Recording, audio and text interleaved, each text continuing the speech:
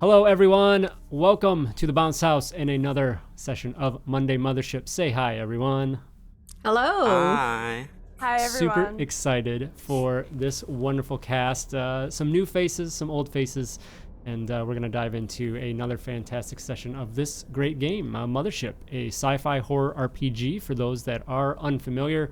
Very fast to pick up, so fast indeed that we're actually going to complete our character creation here on the spot, just to show you how easy and quick that is, and then dive into our story. So before we get into that, let's say hello to this fantastic cast we have. I'm gonna start right next to my this side. Calamity, say hello. Hello. I'm Calamity, pronoun she, they. I usually go by Princess Calamity and all the things, though. And what else was I supposed to say? I completely forgot. Tell us your character. Oh, my character. Character's name is Lucy. Pronouns are they, them, and they are an android. All right, we will learn about the android's perk or penalty, depending on the way you look at it, here in a moment. Let's go next to you, Jen. Say hello. Hi, I'm Jen. Some of you have seen me here before. If not, please connect with me on Twitter because that's where I like to hang out. And I do lots of things in the industry, from managing people's spicy sites to things like this. Hi. And I'm playing Mac, who is a Marine, and he is a very serious Marine. It's very serious.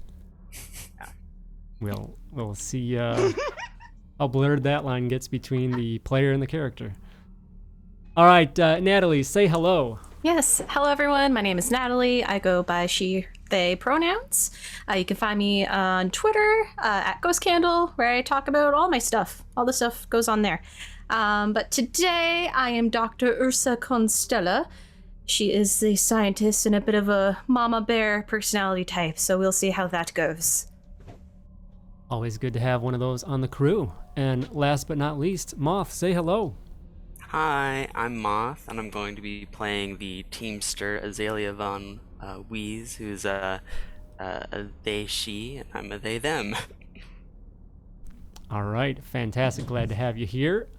And I am your warden for the game, Todd Moonbounce, he, him. Thank you all again for being here in the Bounce House. We appreciate it very much. Of course, being here is fantastic. Tell your friends as well. Join us if you'd like, and we'll get right into it.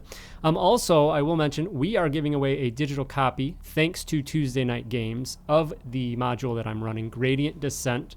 So this will probably be a very freestyle version of that, but nonetheless, you still do have an opportunity to win that. And I meant to turn it on while we were doing intros, but it should be started right now. So exclamation point the deep in chat, and you'll be entered to win a copy of that. We'll give that away at the end of the session, so you have to be around, stick around for that to win a digital copy of that. If you haven't, the rules, you can get the rules for Mothership for free, so you'll have everything you need. We have some characters to complete here. So, players, pull up your character sheets and let's round those out. So, everyone can start rolling. We're going to start with our stats up top there. So, strength, speed, intellect, and combat. And those all are 2d10 plus 20. So, grab your d10, roll that twice, or if you have 2d10, and just go left to right with those stats. And Okay. I will D4, and I'll pick one of you to start going over those. Jen, gonna pick on you first. So Of course you are. All right. So let me know when you get as you work through yours. So starting with Okay. strength, what do you have? Hold on. I need the dice roller. Give me a second. Don't pick me first. Go with somebody else first. Okay. Anybody want to volunteer? Anyone Pick me get last. start?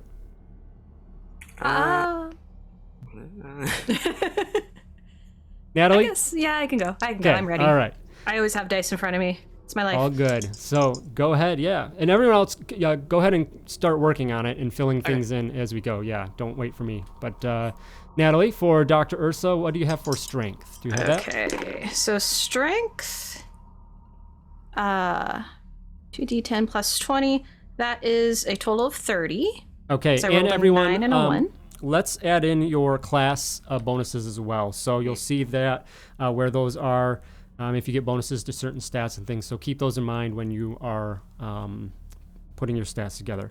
Natalie, so Dr. Ursa, for your strength, you are the scientist. No extra bonus there. And what was that number again? Sorry, total 30 number? total. It was 9 and 1 plus the 20. Okay, great. Speed. All right, speed. It is 8 plus 7, and then plus 15, the 20. So 35. 35. Okay, intellect. Intellect. All right. Ooh. That is 2 and 2, so 24. Okay, you get a plus 10 to that on top of that, so it'll be 34. That is a rough score there. All right, Especially combat. as the scientist. Yeah. And then combat. Wow, I maxed out 10 and 10. No way. No way. So that's 40. Okay, so I am a mama bear. you also do get plus Yes. 5 to one other stat. So which other stat would you? Intelligence. Yeah, we can definitely add it to that as well. So that puts So you that up to a becomes- 39 there. Okay. All right. I'm going to go back to the top here. Calamity, how are we coming?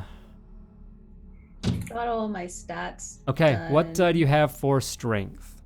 28, 28. Okay. Speed, 33, intellect, 60. and that's including your bonus, right? Yeah. Yep. So you rolled you got a 10 and a 10 on Got that. I got a 20. Awesome. And then combat, 32. 32. Okay. And then there is a minus 10 to one stat. Which one did you apply that to? I haven't yet. Okay.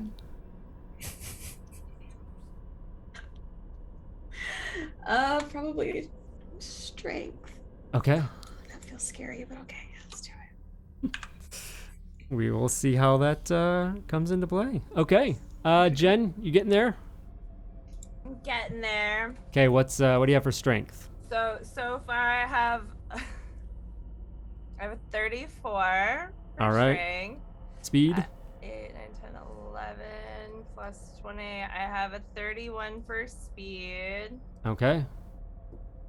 Intellect. Intellect, I have a 8, 9, 10, 31. And And then combat. I already This is the important one. I have trauma from last time, so This module is not going to help that at all. Oh, thank you. I'm so glad you brought me here. I have 36 for combat, which is way better than I had last. And then you get plus 10 to your combat, so that'll put it up to a 46. Awesome. So, okay. And then Azalea, strength. Okay, I already added all my mods, so Yep. I have a 30 for strength, a 36 for speed, Mm-hmm. a 34 for intellect, and a Okay. 34 for combat. All right. Teamster gets plus 5 to all of their stats, which is very nice. So, all right. Do you have your saves? Yeah, I have All right, a, let's do those for you. Sanity. 33 for sanity, Okay. 29 for fear, Yep. and a 35 for body. All right, and you get plus 10 to all saves as a teamster, so pretty nice there. And then, of course, the roll for those saves is 2d10 plus 10. So keep that in mind as you've all done that. Dr. Ursa, you have your saves all set up. Yes. So Sanity. It's plus 10, so I got a 31 on sanity. Okay. And that's without the sanity save, because I have a plus 30 in my sanity save. 20, I believe it is. Is it 20? Well, yeah, what's your... You tell What me, because sheet my do I sheet may be have? wrong. Yeah, for my sheet, I have Does it say 30. plus 30? Okay. Yeah. So it should... So what's your total sanity save? So it would Would be a 60? 51. 51. And then my fear total is 29. Okay. And my body total is 21. All right. Mac, sanity.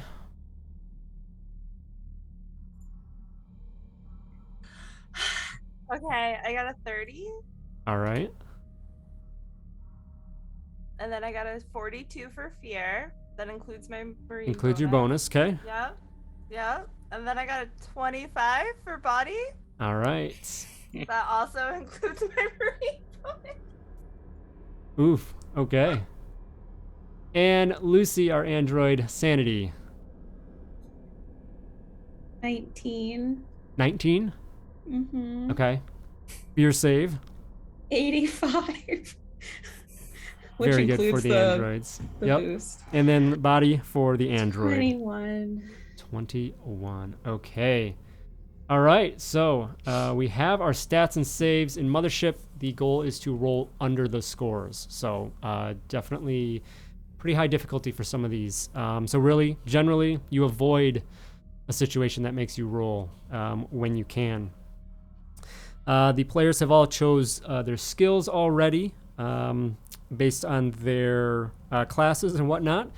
For the players, make an argument for using a skill anytime I call for a check, and that includes saves as well. So if you have field medicine and you want to utilize that somehow, if somehow you can make a good argument for that, then we'll allow that. And what that does is it basically increases your target number by that amount. So a train skill 10, 15 for expert, and 20 for the other. So it just makes your number go higher, so you have a better chance to roll under that. So everything on those are roll under. So if you roll the number equal to, that is still a failure, so you have to roll under. The other big thing is doubles. Anything that you roll under is a critical success. Any doubles over, which is a failure, is a critical failure. Very bad. So 2 other things to keep in mind there. Wounds. The android and the marine have 1 additional wound. So how this works, we have to roll for this as well. So everyone, if you haven't yet, roll 1d10 and add 10. And this will be the starting health points that you have. I got 20.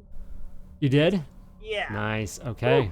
That seems appropriate for the Marine. Especially with Got a a body big of 25. 15. 15 I also for- rolled 15. Okay. Ew. And then Teamster, you have 2 wounds, and Dr. Ursa, you as well, 2 wounds. And Lucy, what do we have for health? 17. 17. Okay. And then you have 3 wounds. So the way that works is if you take damage, you'll mark off those points from that row on your wound. And then when you get to the end of that row, you then have, you take a wound, you roll on the wound table, and there could be a significant effect there. Once you deplete all your wounds, go to the final wound table and see what happens. If an attack or something causes 1 wound damage, you basically just, would carry over like a full bar of health. So if you have, like 15 points, you would take 15 if you have to go past another thing there. So,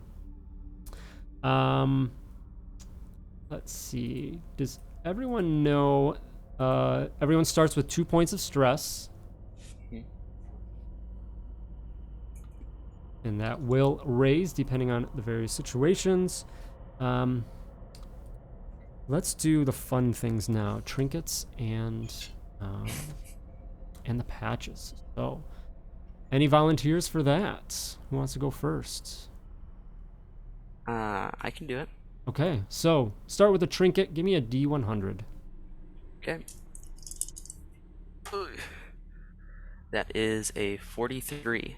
43 for the trinket is a manual titled Rich Captain, Poor Captain. Perfect. And go ahead and give me another D100 for your patch. 62. A red gear is I your guess that's patch. fitting. I think it is, yeah. All right. Any volunteers for next? I'll go next. Okay, give me a D100 for your trinket. Okay, trinket is 31. 31. You have a DNR beacon necklace. Do not Okay. necessitate beacon necklace. And then another D100 for patch. Okay. That is 67. Fantastic. So it's a image of an astronaut with his pockets kind of pulled out, like his pants pulled out, and it says, "All out of fucks to give." Perfect. Love it. All right. Lucy or Mac? I'm sorry, this is ridiculous. Oh, sorry, go ahead. Oh. What was it to roll a D100 again? For the Like, didn't it say like you can combine 2 dice, like if you don't have a D100 or something like that? 2d10s. 2D10s. Yeah. yeah, if you have a Percentile 2d10s. dice. Yep. Yeah. Percentile. Yes. Okay. Thank you. Yeah. I was like, I Yep. know that you can do something else. Okay. That's what when they say D100, that's what it is the 2 dice, the D10 and the percentile. Yeah. So Could have like a golf ball, you know. yeah, it's true. Yeah. All right. So I got 10 On So, for your trinket roll. yes. Okay, so that is a calendar with alien pinup art. Cool. Yeah, I'm interested now. That's fun. And That's fun. roll another D100 and see what your patch is. 70. 70. A patch that says, and you can change this if you like for the scripter, but I am my brother's keeper. And last but not least, Mac, give me a roll for your trinket. 92. 92, huh?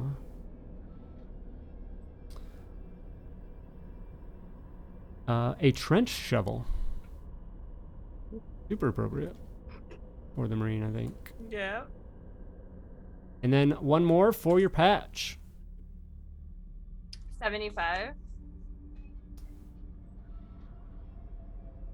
A Grim Reaper back patch. Feeling a little called out by this character today, not gonna lie. Funny how it does that, huh? Alright. Cool. All right, so we also have, you all have your loadouts, which comes with equipment. For that, has everyone looked up armor from the loadouts that you had? Not yet. It no. would say when your list. Moth, do you know, Azalea, do you know which loadout was yours again? Do you remember? Let me double check here.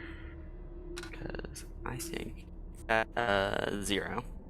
Okay, so you have a vac suit, which is 3 points of armor, including a laser cutter, a patch kit, and an extra battery. Dr. Ursa, yours looks like number 2, or nope. No, I had, I wrote it down on my sheet here. 10.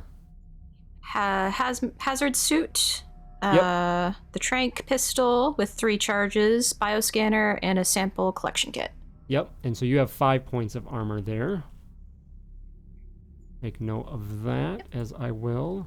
So if anything is lower than your armor, it doesn't apply. But once it is equal to or more than your armor goes away and is gone. So then going forward, it's gone. Lucy, I saw that you had number 2 for your loadout android, which includes a hazard suit, so 5 points of armor. You have a revolver with 6 rounds, a defibrillator, a first aid kit, and a flashlight. Quite a well-prepared android here. Well prepared. And then our Marine. Way better prepared than Marine. I decided to wear my dress uniform apparently for this. 1 point of armor. All right. Yeah, I'm really prepared. And what else do you have here? A revolver with 1 round and then a challenge coin. Okay. Yeah. All right. So we have that. I think that's everything. Anything? I don't think I've missed anything. Any questions from our crew at this point? I think I'm good. Yeah. All right. Fine. It'll be fine. We will We will figure it out as we go. Okay. So, the four of you, associates in one way or the other, however you know each other, the four of you have come together and have pooled your financial resources to seek out this kind of one last score you're hoping for. You've heard of a individual, some seedy bar that has a map to this place called the Deep.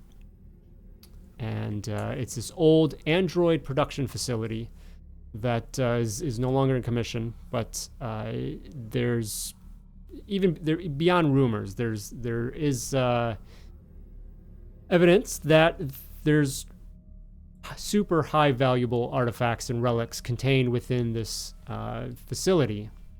Just a matter of diving into it to find them. So you meet with this individual and grab and pay off. I mean, upwards of like life savings we're talking here. Like this was like what you had invested into this opportunity for this map and locations of some potential hotspots for this relic.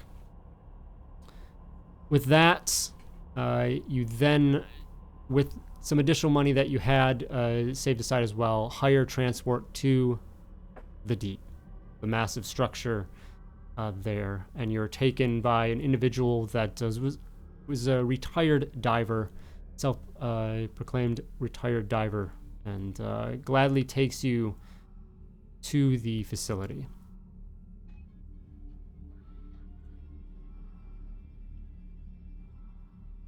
You all wake up, confused, in a dark room, no gravity, so you're floating. And there's bright red glows surrounding you with what you can see from that light, these movable like carts that seem to move around the room with large grasping robotic arms that surround them. Just some massive industrial room that clanks and rings with industrial noise. You don't know how you got here, but you all know you are well within the Deep already. Confused, but knowing that you're in possession of that relic you came after as well. 3 brass rods in the shape of a triangle, but they're all about 5 inches apart, so they're not connected in any way. But they move together. They can't be pulled apart. You're not sure what it does, but it's massively intriguing. You know that, with some luck, probably find somebody to pay a pretty penny for that. Want to share a map as well with the crew.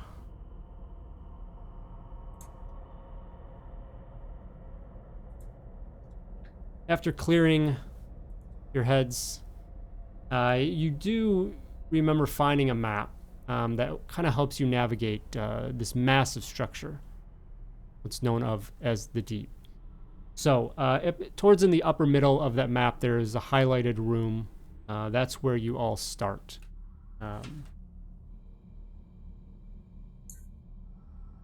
So we're all in this dark room, just floating. Floating Yes. around. So there's no lights other than the glow of these large carts that seem to be moving around. Yes, Lucy has a flashlight. Some of the suits, hazard suits, might have some lighting on them as well. So definitely apply that. Well, the first thing Mac is gonna do is make sure he doesn't have to restart his uniform after this. So he's like checking, make sure creases are still very much intact. Kind of just way too calm. There, unfortunately, is signs of wear and tear, dirt, and whatnot. As you're very confident you all didn't just transport here, Hmm. especially looking at the map and knowing the different routes. You had to work your way through here, but for some reason that memory seems to have gone. Well, this is gonna cost me some time later. Azalea is going to sort of tap on her headlamp and try and get a look around, you know.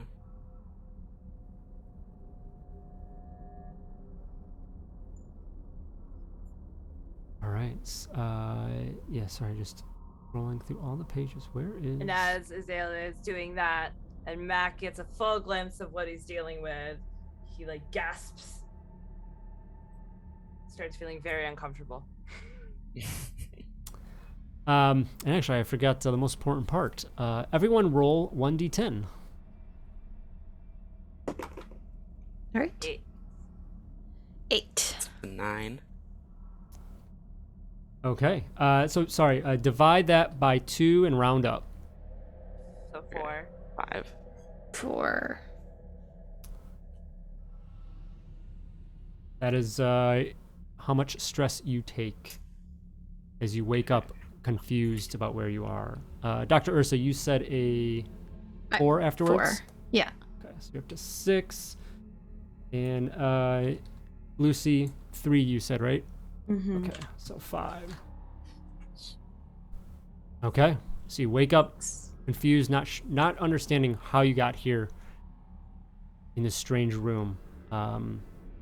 As you do turn those lights on, you see these large, like coffin-sized carts that move around the room that have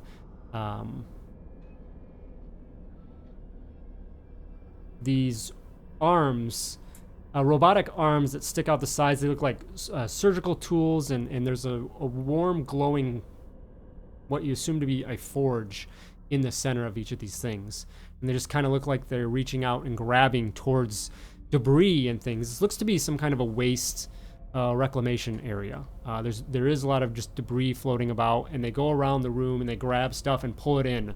And you notice that like it gets in there, it kind of like it slices away what looks to be somewhat of a organic material, but probably maybe a pseudo organic material from some things that look like limbs, body parts, and just other debris, and then that remaining metal and other elements is then put into this forge to be melted down. You all notice as well that it doesn't look like there's any regard for anything. It simply is grabbing anything in its vicinity and pulls it in. Uh-oh. Yeah, let's not go near that. Yeah, think- I'm anything. Yeah. Is everyone okay? Is there any severe injuries or anything I need to worry about? My uniform is injured. I don't Never so. gonna pass regulation back at the base. Everything seems fine at the moment from first assessment. Right. We should probably get out of here. I don't like being where the trash is. Yeah, I think Lucy's gonna like take their flashlight out and kind of start like looking for some manner of how do we get out of here. Door, hatch, Absolutely. something So to this kick down. this is a very, very large room. The scale of some of the other rooms that you've gone through. But yeah, you do see that there is a doorway in the south side of the room.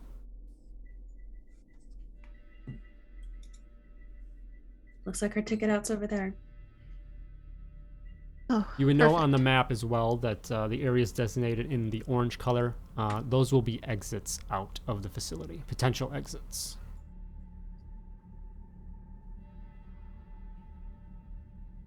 All right.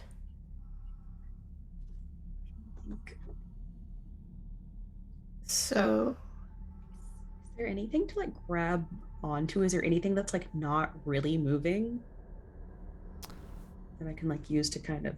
There are some like some structures like elevated rails you know, from the ceiling and things like that. That would be up there. But yeah, I would say as you know, the four of you move in the 0G environment and move across, Teamster is going to be trained in that. Yeah, I am. So, if you want to see how well you all get across the room to this exit, and assuming that Azalea is going to assist with that,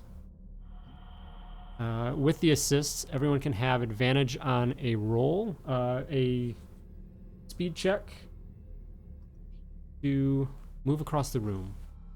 So let's start with Lucy, if you're ready. Yes. Okay. What? So D100, and then we'll roll it twice, and you'll take the lower number.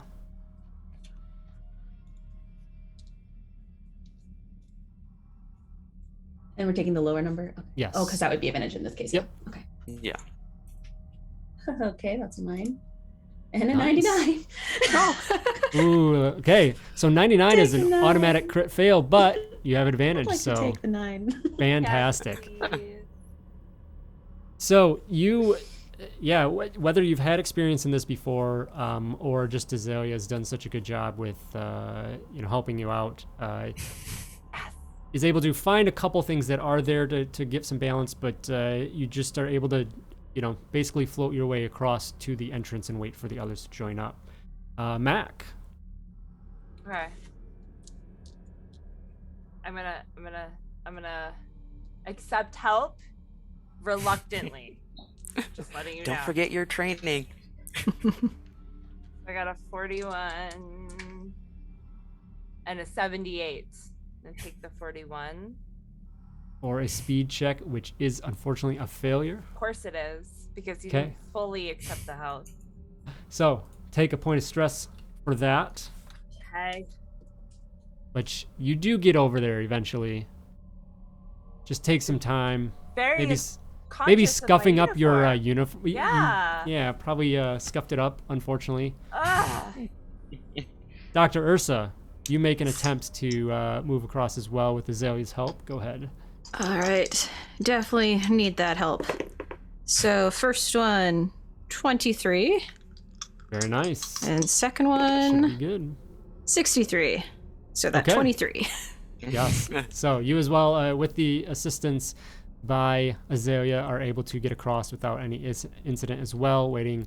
And then, yeah, Azalea, you know what you're doing here. You don't even need to make a check for it. You can just Awesome. move across because of that skill. So the four of you get through the room without, you know, getting in any of the radius of these arms that seem to be grabbing out and avoiding those and being cautious of that. And then you get to the doorway here.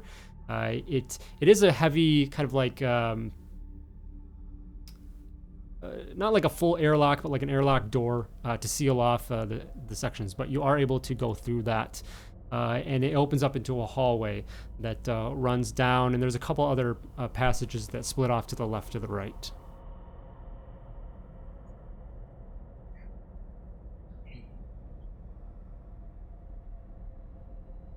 Well, are we going to continue down this hallway, or are we gonna take a peek past all these doors?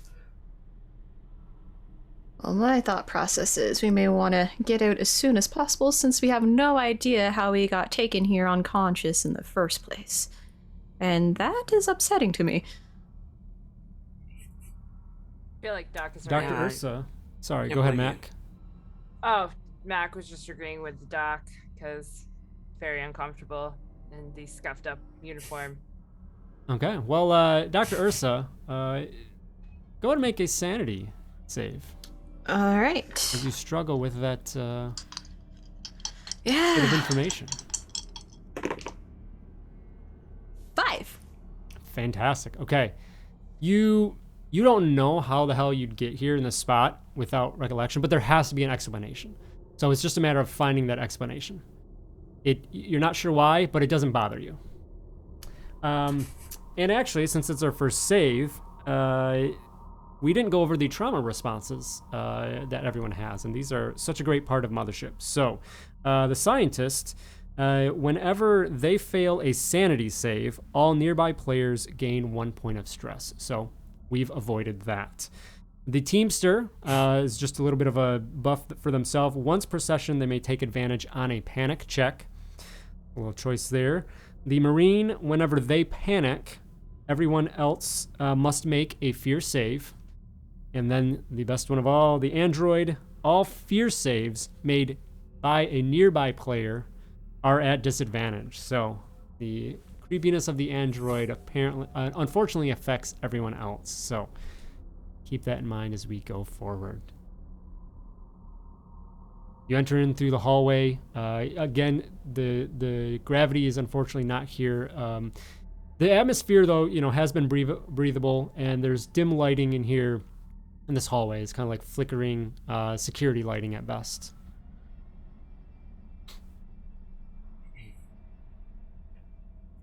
Lovely. Well, gonna keep my headlamp pointed straight ahead. I am gonna pull out my revolver with my 1 round and just kind of, cop style, doing sweeps. Yeah, we should be on the lookout if we pass any rooms to see if there's any equipment available that we could utilize. Yeah, I was gonna say if we pass by a room, I'm probably gonna poke my head in. In the meantime, I want to try my bioscanner just in case. That's a good idea. Absolutely.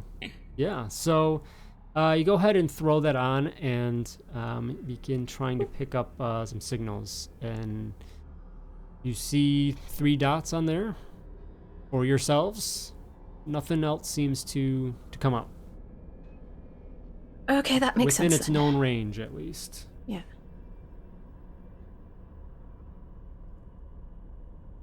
Okay, so far we're good on the bioscanner.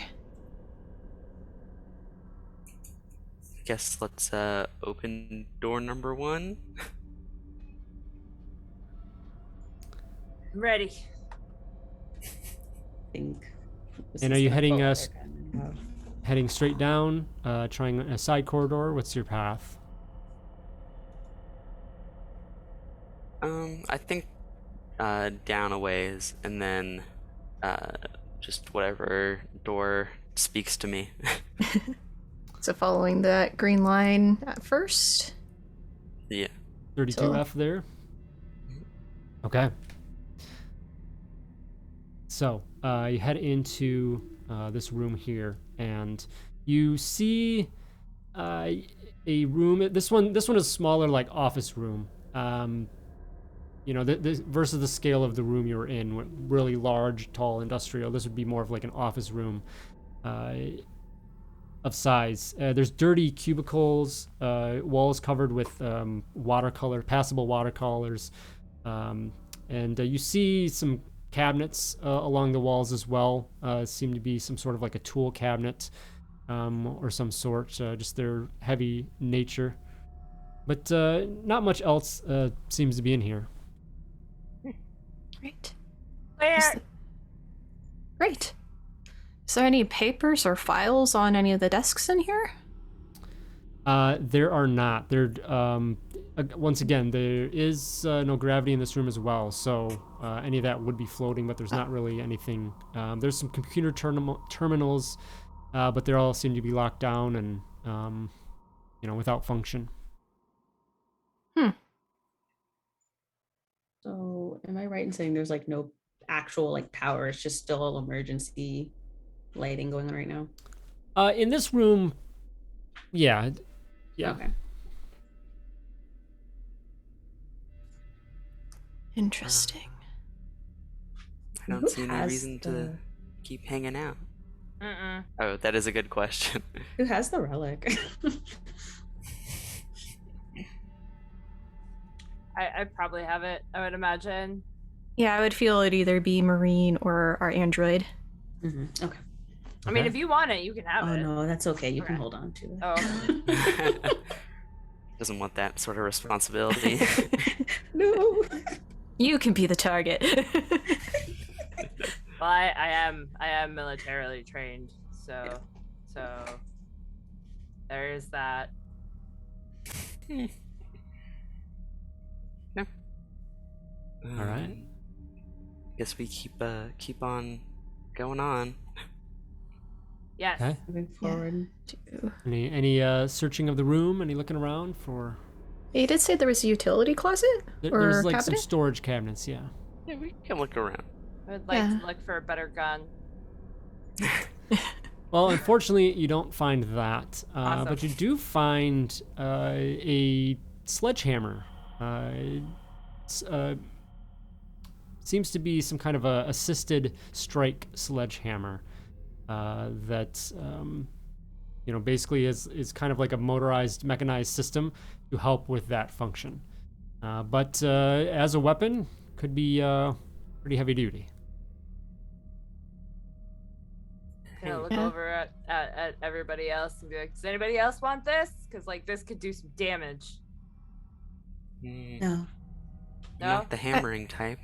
Yeah, I feel like you might be most trained to be able to actually bludgeon anything. You would be the most efficient. All right, suit yourself. Is there a way I can like strap it to my back or something? Can it like? Yeah, you see, like- you probably fashion a strap to it. Sure. Yeah. Okay. Yeah, Cool. yeah. Cool.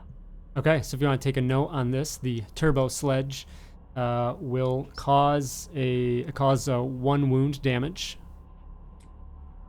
It's on a crit, it will send the victim flying away as well.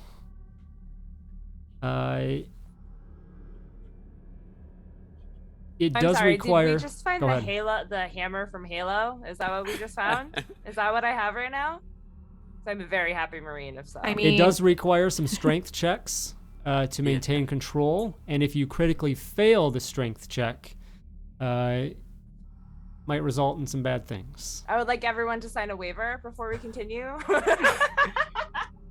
I took those when we got our party together. It's fine. Okay, okay, just making sure. Everybody, I Curious just to made want everyone sign a waiver. Yeah. paperwork in line. To the far end of the room, there is another doorway that seems to lead out of this area. All And right. according to your map, is the direction that you do need to head. Suppose we'll float on. So let's keep on going. Yeah. Yes, you have the light thing on your head. So Yep. Like flashlight. Door opens up to this Yeah. next chamber, and there are tight clamberways above massive turbines in the pool of a nuclear reactor. So this very large room that there's kind of like walkways and things that look down into all this nuclear equipment below you. Everyone give me a body save. Woohoo. Ooh. Oof, oof, oof, oof, oof, oof, oof.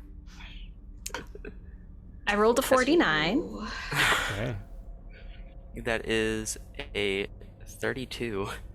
Okay. Is that a success or a fail there, Azalea? That's a success, but like Nice. 3 Just points. barely. Yep, Barely.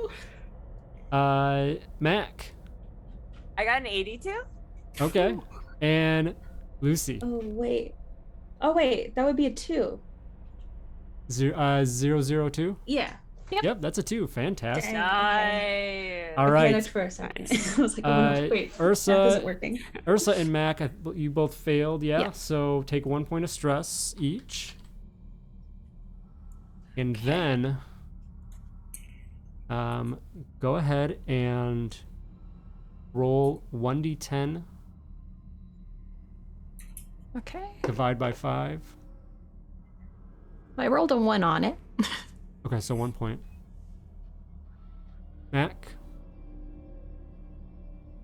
Wait, what am I rolling? Sorry. just a 1d10 Okay. in half. Thank you. I got a 5. If you want it in I half. meant divide by 2, I think. So, yeah, divide by same 2 thing. round up. So Round up, so still a 5. sorry, what'd you roll? I rolled a 10. Okay. Yep. Okay. So there's, as you might expect, some pretty heavy radiation in this room. And Lucy, you're able to kind of deal with that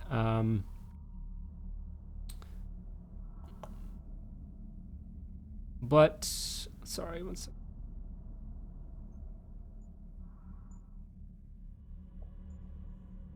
Okay, yeah. Lucy, you're able to shrug that off. It doesn't really seem to affect your components, your build, and Azalea, you as well. Just maybe your suit is helping against that. But Dr. Ursa and Mac, the radiation gets to you, and you lose points off of your body save based on what you rolled. Body save? So, Dr. Ursa, you said you had a 1. Yep. So you go down to 20 there. And then Mac, 25 goes down to a 20 for yourself. I have the same body save as the doctor. Now you do, yeah. Yeah. As the two of you suffer with like instantly headaches, just seem to gnaw at you, and yeah, concern and quickly Man. moving past this room probably as quickly as you can. You looks guys like- thought I was weird for wearing my vac suit inside, but Listen. It's a code you gotta live by. Anyway, let's get out of here. The doctor looks like she's feeling queasy or something, you know? No, it's been way too long since I had my last cup of coffee. Yeah, me too. That's exactly what's happening. Yeah, let's go. Find coffee. I don't think there's coffee here. Oh, it's gonna be a long way. And There I think is I'll a look for a at the- door. Yep, at the end of the room, there's a massive doorway there to push through, and luckily is accessible or able to get through. Airlock, like depressurization chamber between the sides, so you're able to enter that in and go through that quick depressurization process, and then move across to the other side out of this radioactive room. You step into a strange like tunnel that is full of these cables that seem to run across the room, unattached, seemingly unattached to the walls. But it seems that they have sharp little razors attached to them as they run across the room.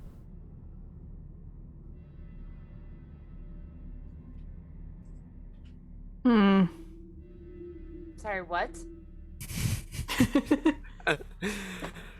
They run across the room with sharp razor thingies on their back? They're like ropes, they're cables that are running the length of the room. Oh, okay. In various, yeah. the ropes themselves aren't Sprinting back running. and forth. I was like, about to get the hammer out. That's all I'm saying. Nothing surprises me in the Mothership world anymore. I tell you. Fair.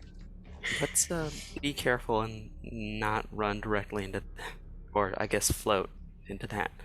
Should we try and help each other just launch as straight as we can across, just one at a time? I think that works. I will do whatever's best for the team. Zelia try once it. again can provide assistance with their 0G skills. With that, I'm who real would like glad I to? picked that up on a whim. Yeah, Actually, I think that's included. Yeah. yeah, it's a default for them. Yeah. So who wants to go first and begin navigating the razor wires? Might as well I'll get my death go over last because I'm trying to help people. All right, Mac. Go ahead and make a speed check at advantage. That's an 86. That's a 48. Ooh. Yeah. All right. I forgot to warn. Hi, I roll really badly. So. Take another point of stress. I've got you up to 9, and yeah, unfortunately, you push through, and you're going pretty good to get towards the other side. But there's a moment where you hear like the ripping as the wires snag and cut through your garments. No. And Oh no. I'll have have to pay to get these repaired. Oh no. You take 9 points of damage. Of course I Oh. do. Sorry, I'm gonna cut that in half because this is 0E rules. So 4 points of damage on that, and give me a panic check. What do I have to roll for that? D20. Okay. Got to roll under your stress, so you need a Oh, or fine. sorry, over your stress. A 10 or better.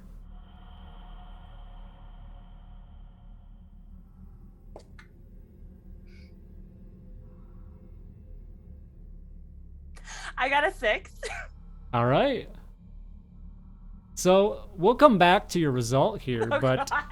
everyone else, whenever the Marine panics, you all must Thanks. make a fear save. So fear save everyone, and because there's an android nearby, those fear saves are at disadvantage for Dr. Ursa and for the Teamster Azalea. Delightful. Yay. Lucy, you still will make your fear save though. Straight. 73. So I make it. Oh yeah, because you're what 80 something, right? 85, yeah. Yeah, that's a 91. Oof. 91 Yeah. and a 52 if it matters. But So yeah. my disadvantage roll is 68. Okay, so 1 point of stress for both of you for those failures. As you see the first person goes through, as Matt goes through, and already like gets snagged up, and it just causes concern of how difficult this is going to be. And the Marine freaks out. When the Marine freaks out, you know things are probably in a bad way. And so the rest of you, and just on edge with your counterpart anyway, because of just the strangeness of the situation and everything. Mac, you said you had a 6? Yeah, that's the Okay. only time I've rolled low for this entire night so far. So your condition is frightened, course. and when you ever encounter a phobia, you make a fear save at disadvantage. So what is not specifically razor covered wires? What comes out of this scenario that is going to be your new like phobia? My new phobia? Or is it the existing phobia of ruining your Yeah, uniform? I think it's the existing phobia of being out of regulation, which innately is the uniform situation we are dealing with currently. So before you were already on edge about this, but now going forward, it's triggered you so much that if something else happens to it, it's going to, yeah. So fear saves at disadvantage. I mean, they already were to begin with, thanks to Lucy, but yeah. Double So disadvantage. keep that in Does mind. that cancel each other out? Is that like a not statement? Yeah, maybe it like cancels each other out. It's not how this works. No. All right. You do, Mac. You do get through. Not unscathed, but you do get to the other side at least. So, who's up next? Okay, don't Well- let that don't let that Yeah. make you any more worried than you already are. Just So- do this. Did I actually like notice Mac getting wounded during that? Probably, yeah. Okay, so I will immediately try and go as the doctor. Okay, so go ahead and make a speed check. You do have advantage because Azalea is helping out with this. All right. So first number 71. Okay. Second nope, 54. Okay, so you unfortunately, and then roll a 1d10. D10. That's a 1. Very nice. So you avoid most of the wires, but you do get caught up once, and one grazes your arm or something for a decent cut. You take 1 point of damage with that, and then roll a panic check. So a d20, and you need to roll because I have you at 9 stress right now, so you got to get higher than 9. Great, I rolled a 19. Okay, so you're good. It doesn't alarm you too much. You knew the risks. Took a cut, not a big deal, and you get across to the other side to where Mac is, and maybe can begin to give some medical attention as needed. Lucy, I believe you'd probably be up. So speed check at advantage.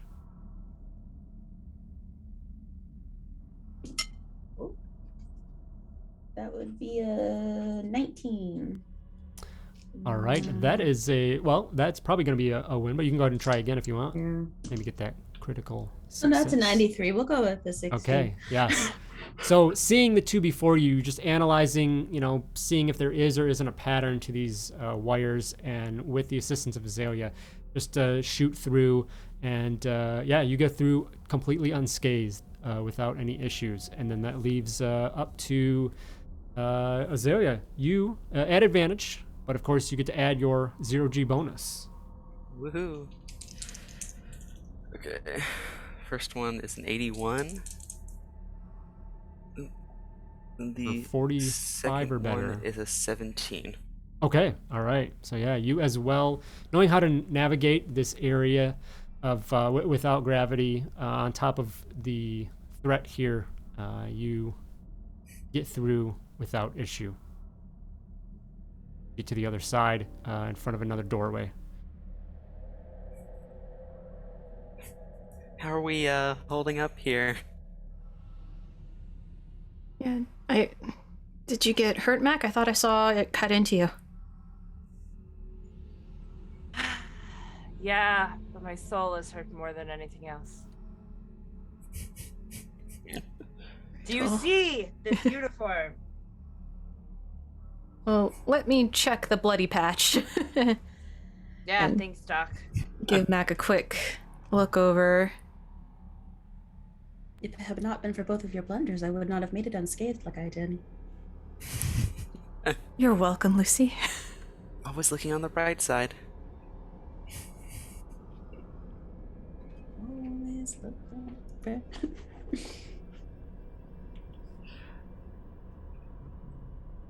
Dr. Ursa, do you have medical equipment?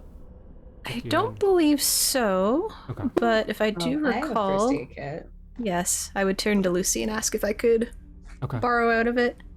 Certainly. Thank you. Yeah. Do I just So remove that from my... yeah, if you want, or yep. toss a band-aid? So I'll say that they're not, that Mac doesn't have any like major injuries or things where it's cuts and scrapes, that All right. And probably just mechanically, I'm not going to say that you're expending the use of a first aid kit. Yeah. So if we get to that point where you had like a bleeding condition or something like that, then that's where we'd utilize that. So we'll just kind of say, okay, you're using the, you pull out the Band-Aid, Mickey Mouse Band-Aid, and, Yep. and bit of a so. alcohol wipe, because who knows where these razors have been. Don't want to risk infections. Absolutely. I like the idea too of, because fluid sort of forms into orbs in space, It's like, bloop. which is a very interesting experience. Don't breathe that in. But if you want, Ursa, you can keep that, since it's probably better in your hands. I think Lucy's just going to kind of give that to you. Oh, all right. Don't think I have anything I could trade back. That might be useful for you. A sample collection kit. No, thank you. All right. Okay. I guess we keep on keeping on. Yeah, we're at this doorway now. What's through here? The doorway that goes, kind of towards the north, into another room. A sliding door, heavy sealed door, but you are able to enter into this other area. And immediately you notice this just cacophony of sounds, hums, and all sorts of different noises that just choruses, angelic choruses, guttural roars, robotic blips, just coming from all areas of the room. There are these weird foam cones that jut out from the walls, and they surround what looks to be like a parade of metallic bones there in the center of the room. Is just the sound just seems to beat on these objects there in the middle. Everyone take a point of stress. Yeah, that would make me Lucy, I stressed. have you Stress me at out. 6. I have Mac and Dr. Ursa at 10, and then Azalea at 9. Yep. Sounds we about at. right. Okay. There, you also notice that there's another individual in the room. Kind of like slumped down in the corner. Just Pulling out the bioscanner. Check. Boop. there's no blip for this individual. Still just see the 3 for yourselves. All right. No sign of my bioscanner around this. Yeah, but that That's doesn't really not mean much. comforting. Yeah. And this individual looks humanoid to us in Yeah, the look, current lighting we're in. Absolutely. Yep. So I'm gonna take out my revolver, and I'm just gonna slowly walk up and start poking it with my revolver, just like Clint Eastwood style, like poke. Walk up. As you move towards it, it does it reacts. It definitely looks alive and aware That's and like- whatnot, but it's just kind of like sitting there, like it's rocking a little bit. Hands over its ears, whatnot. But as you just come forward, it's just it's too much. I can't take it here anymore. It's too much. You see this individual that they're wearing a lab coat, maybe some sort of an engineer, and just keep kind of yelling out. Looks like he needs a dock. All right. I mean, well, the other door that we came through isn't exactly safe. I will go up to this person. So they don't show up on my bioscanner, but other than their seemingly mental anguish, is there any physical issues? With a quick look, it doesn't seem to, no. Okay. All right, I think they just need to get out of this room. Maybe does someone want to check that other door? I think oh, sorry, go ahead. I was just gonna say I'm fine doing it. Okay, I think before Lucy's going to kind of walk up to the float up to them and say, "Why don't you leave?" I mean, I can't leave. I can't leave. And you notice that the longer you stand there and observe and talk with this individual, there's something almost like a glitch in a flicker that goes through their entire visage.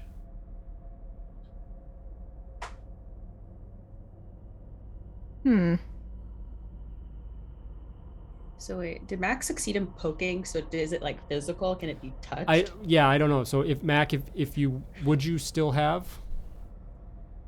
I probably would have walked up with my gun drawn, and then seeing he was doing some stuff that probably means he's having emotions, and probably would have just yelled at the doctor because I don't do emotions.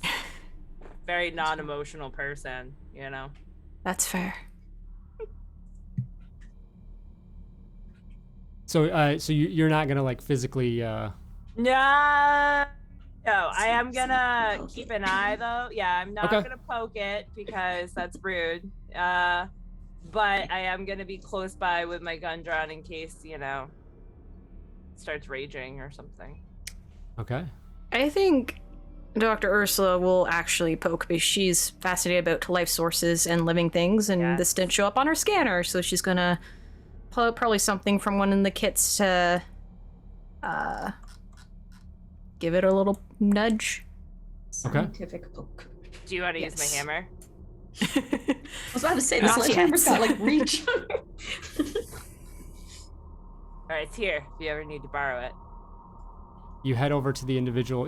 They're crouched down, just continuing, and you go and put your instrument in towards, and it seems to go right through the image.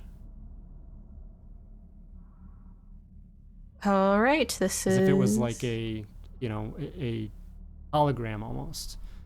But it has unmistakable quality in its appearance. It's a ghost.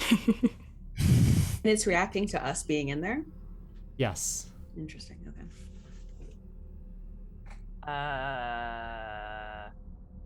It's just constantly like rocking and saying I need to get out. And you notice like when there's that flicker, that glitch, it seems to repeat. It seems almost something like it's on a loop. Huh. Is this one of the metaverse things? That, or I don't know if it's like a projection of either something that has happened already or a projection purposely made to interrupt or distract anyone that comes through here. Ask then. Sure. All right, person. Why are you here? The moaning just continues, and it seems that it really is just some sort of a loop. I can't get out. I can't stand it. It's too much. Get out of here. Little glitch, and then repeats again, over and over again. Yeah, it just seems like a pure recording.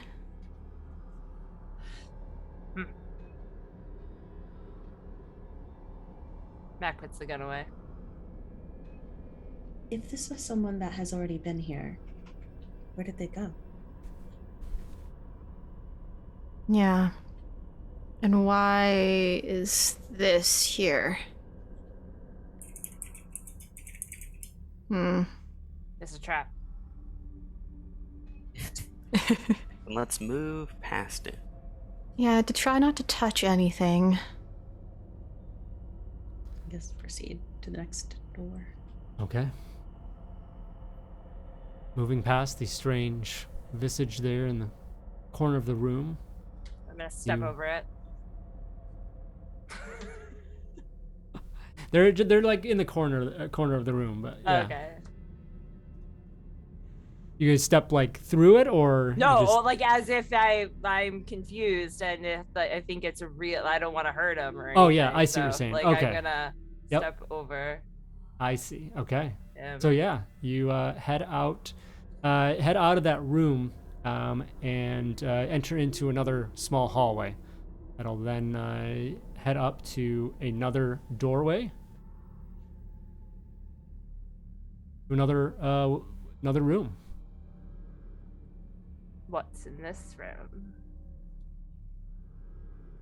As you head into that next room, another large industrial-sized room here once again. And you see a mess of mechanical arms, molds, and chemical baths strewn about the area. There is all functioning, as operations still continue here. This massively hot liquid, silver-like liquid, is injected into molds, shaped, spun, dunked into chemical baths for rapid cooling. And you see these metal mechanical bones that are being generated in this process. They're seemingly a bone forge, if you will. There's an infinite number of molds, all with unique shapes and sizes being utilized. Dr. Ursa, give me a quick intellect check. Intellect. All right. And what were your skills again? My skills are zoology, field medicine, surgery, and chemistry. You could use chemistry on this. Okay, so that is a trained skill, so 10. All right, well, that didn't help me much, because that's a 59.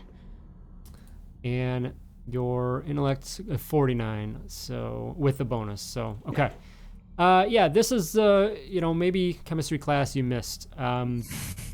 You know enough that you can't label what the specific liquids and things are in the room, but you can probably say that it's best to avoid it.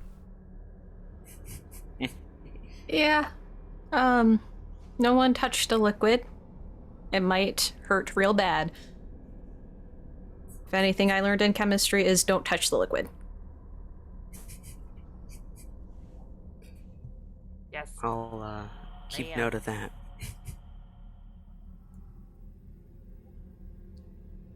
Is there anything? Oh, I was just gonna say, is there anything like that I find like out of place? I guess. Like, does anything look? Doesn't seem to be. It's just another, Something that shouldn't be very there? industrial placed room. And go ahead and roll a D100 for me. 76. 76. You look around and again, as I said, it's basically a forge in here, so large conveyor type systems as these molds are being utilized and whatnot. But there's some areas here and there that might contain a spot for someone to do inspections or check in with things. But you notice a small little book, looks to be a notebook, just kind of like seemingly tossed by the edge of the wall. Very out of place, catches your eye. But you pick that up and just going through it, and it looks to be a journal or a diary of sorts. And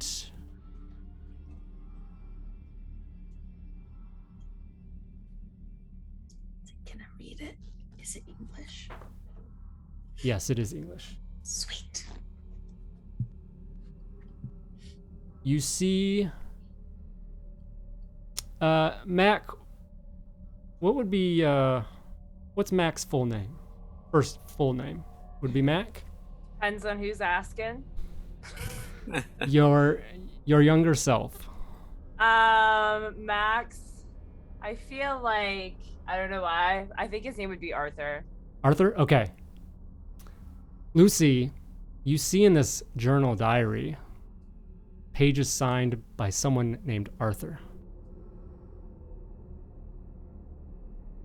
And there's maybe, a description or two in here that just for some reason just seems to connect with your Marine counterpart. Mm. Of course it does. So I think I'm going to kind of look it over and then walk over to Mac and say, "Is this yours?" What do you mean? I think the robot's broken. What do you mean? Is this mine? They hand you over this notebook. We'll look at the notebook and he's gonna like Unmistakably, it is yours from your youth. Go ahead, give me a sanity save there, Mac. I got a 1! Very nice. Yeah. And a D100? Oh no. Wrong dice. I got 35. Is that good enough? I don't know. It is not. No, I'm in there. Okay, so excited. unfortunately, so add a point of stress there. As you look at this, you see that this is your old journal from your youth. And it makes 0 sense why this would be here. I'm a little confused. He's just gonna go, oh, thank you, Lucy, and like just kind of like tuck it away, and like we're just gonna pretend like just gonna put it there. I wonder how where was it? Oh, where was it? Oh, over there, in the corner. Interesting. Like someone threw it there. Okay. And then Mac's gonna go over to that corner to see if they can see anything else, maybe, and also so people stop talking to him. Lucy's gonna follow him. Of course, Lucy's gonna follow him. Just tags along. That makes sense. Yep. There doesn't seem there's no signs of anything else over there. There's just this truly, seemed to have just been discarded against the wall. Rude. It's pretty good writer back in the day, Wrote a lot of fanfic. Definitely better deserved than to be finding in this corner. Can I do any type of like, what do I have? I don't have a lot of skills. Can I use my military training to see if I can figure out maybe if something had happened, or I don't know, some type of insight into my brain to figure out who would have had this and why it would be here? Is that a thing? You can say no, it's okay. Yeah, I mean, that was kind of like your sanity save there. Okay. Yeah, so failing that would have been, what was your 30? Yeah, just unfortunately, it just doesn't make any fine. sense. Yep. Yeah, okay, cool. Then he's going to look over, realize the robot is very close to him. And Lucy, you have to warn people when you're gonna be that close. I'm just saying. I was next to you before. If it's not the point. And he's just gonna he doesn't know what to do right now. He's gonna be like in his thoughts for a minute. I have a quick question. Does the notebook look like it has been left alone for a while? Or does it look like it was like written in yesterday or something? There's some signs of age, yeah. Okay. Yeah.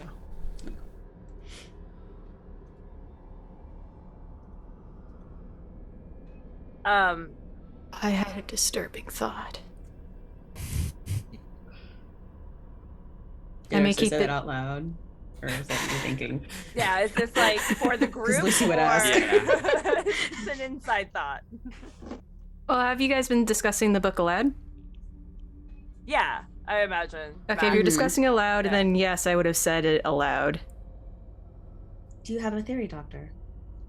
Yeah, about why we woke up in that chamber, why we're seeing metallic bones. This may be disturbing. What if we're recreations? I don't feel very recreation-y. Well, no. Good point, Azalea. I need more evidence on this theory, but that's where I'm sitting at. It's like I don't know. An interesting theory, but when you did your bioscan, the three of you showed up. Well, yeah, that's true, but it doesn't mean that we can't be living duplicates, doppelgangers. I don't know what the. But what need would you have for those? Does the robot not know that we die? Everyone dies. Not everyone makes doppelgangers. That's true. That's true, but you're an android, so I wouldn't fully expect you to understand. But there are just some good people out there that you need to doppelgang so that we have them for efforts like war and things. How are those people chosen? Is this a thing that happens at all? I mean, I feel like that's a fair question, right? Well, I know if I had a chance to doppelgang some people, I'd take it.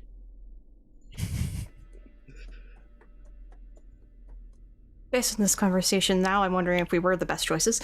Let's move along, and maybe we might find evidence to support my theory or something else. Has anyone else seen any items that they recognize? No? Not yet. Perhaps we should keep an eye out.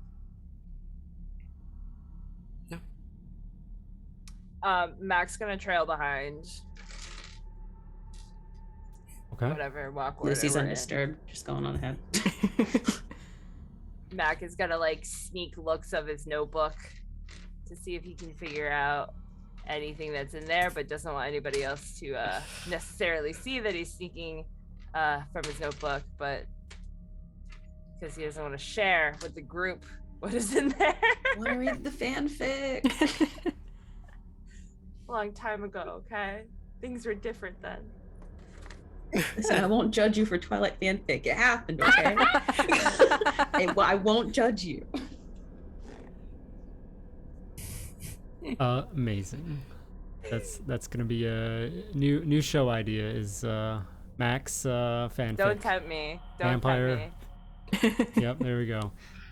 So you continue on through this room after this strange discovery, and head to the next room here along your path out of here, and you get to a point where you potentially have a couple options after this next room, and have to keep that in mind.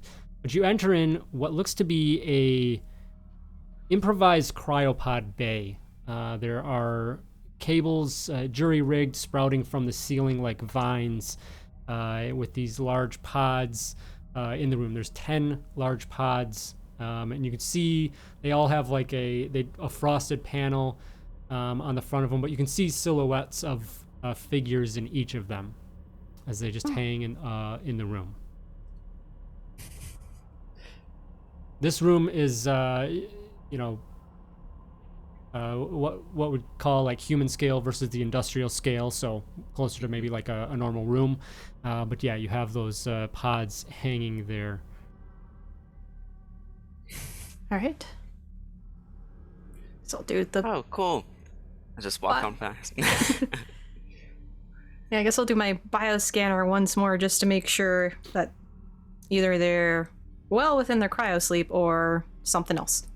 Yeah, absolutely. So you pull that up and you pick up some faint signals amongst some of the pods. There's a few. Some of them are alive. Are there like computers like near them? Like anything that I can like access to kind of figure out who's in them? There will be a system there. It looks more like controls just for the pod, not really. Okay. Yeah. Not like a database or anything. Correct. Computer won't really help with that. Should we try to wake one of these folks up? I vote for waking all of them up. I feel like that'd be really rude. I mean, they might have some answer for us. Maybe they can break my theory. Yes, let's wake them up for our own personal gain. I like that thought. Hey, We should find out you where all they want are in to, the but pods. this one isn't on me. Alright, I guess look over each pod and find the one that may be most friendly looking, or that we may possibly be able to strong arm if we have to, in case they get violent. Okay. We were in a So- trash compactor. So go ahead, Dr. gonna- Ursa, and roll a d10. Mac, yeah? I'm gonna stand behind Ursa as she's opening them and just hold my hammer up just in case. Okay. So a D10? Yes. That is a 7. 7. All right. So you head over to this cryopod and go ahead and begin the release protocol to bring this individual out. It just starts flushing this white kind of like smoke fog. You can feel the coolness from that, and eventually the frost on the window begins to dissipate, and you see a human like individual inside that eventually comes out of that cryogenic state, and it's kind of rushed out of that. It's not the most friendly process, but does, and it just comes out and after they shake their fog, looks very inquisitively at all of you. You can see that they're wearing a kind of like a tactical uniform.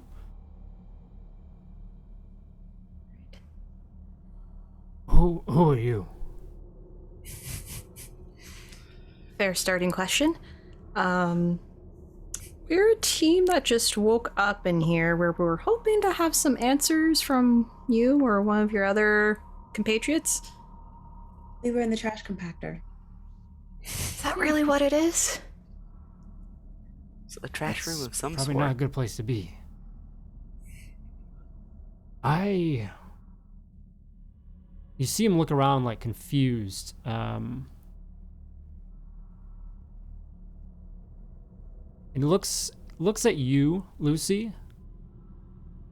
And you almost wonder if there's like recognition in his gaze towards you. Do you And know me? Oh, no, you're fine. Saying that, he would look at you and say, I don't think so, but it feels like I do.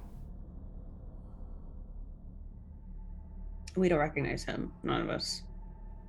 No. Oh, okay.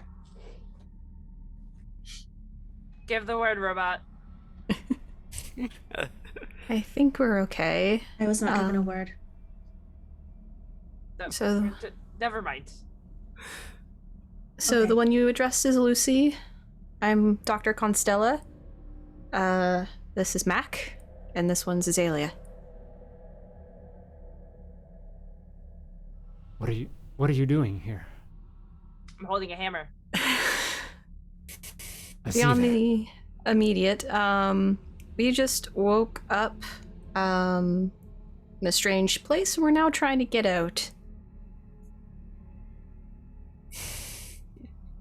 Yeah, I was here chasing after a diver and waiting in here to ambush, but they got the jump on me and locked me in. But I don't remember what happened. I don't know how I got here. I just know my task.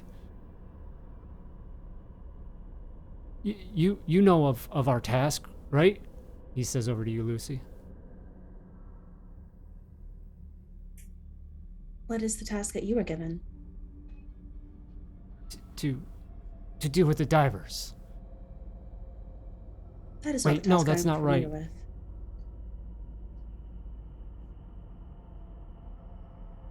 with.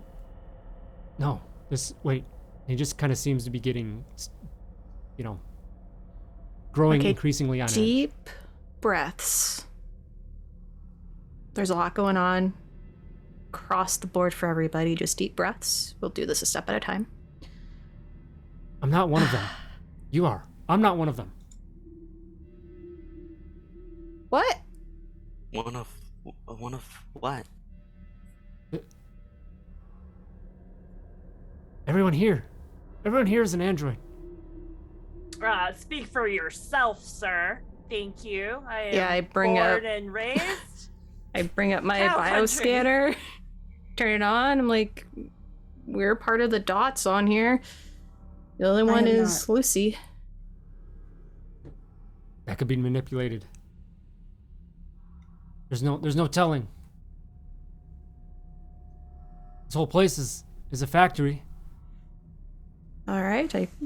From medical kit, I'll get a little like surgeon's knife and poke my finger, let the blood drip out. If there is blood. Are we still floating? It's milky white. No. I think, let me double check. We'll say that gravity has, gravity still is out in this section. Okay. Yeah, so. So,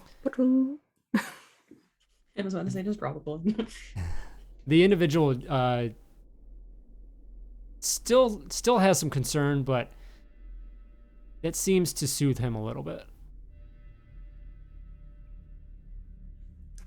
right. So that at least proves that I have That's blood. true. You need to get out of here. That's our hope, because we have no idea how we got here. My uniform is the worst right now. Why are they with you? Points to Lucy. Lucy? They were part of our team when we were coming into the deep. Our gang. But I've seen them here. Lucy specifically? I believe so. Aren't there like models and stuff? Isn't there 1,700 of Lucy? No, that's not what they do here. Oh. Are you saying I am from here? I just know I've seen you before. Just let me know when I can hit him. This place is unfamiliar to me. Who else is in these other cryopods? He looks around and shrugs. I don't know. For your I task, came in did you... alone. Oh, okay. Right. So I guess other people that may have suffered the same fate as you and possibly us, being jumped and thrown into a chamber. Delightful.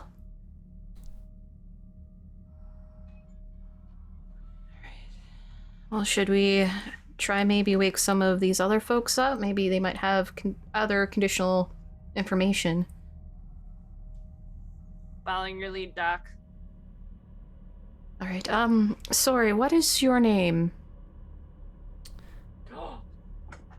He seems to think on that more than you think he should have to. I don't know. I checked to see if his eyes are like dilated or anything from the whole process of getting out of cryo. No, I'm not anything too wild in that regard. Okay. Weird. I wonder if you may have suffered some sort of temporary amnesia or something from being in the cryo chamber for so long, but... Do you think getting hit on the head would fix it? No. Okay. Just As my medical specialty, no. Okay. I saw it in one of those pictures once. I just wanted to make sure.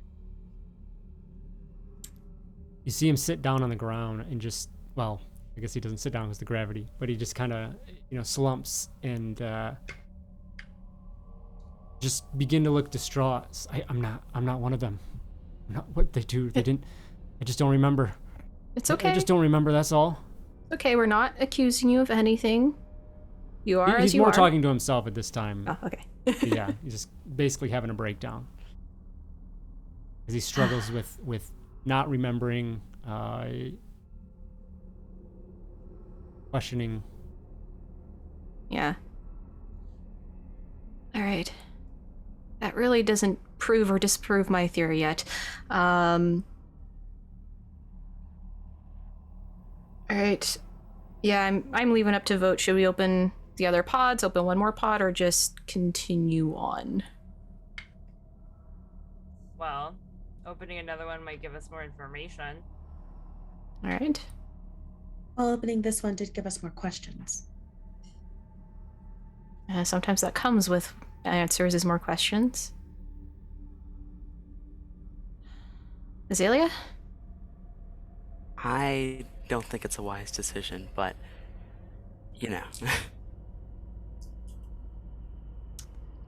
Do we see anything floating in the air or on the walls of information, like any additional files, or is it just mostly the chambers? Yep.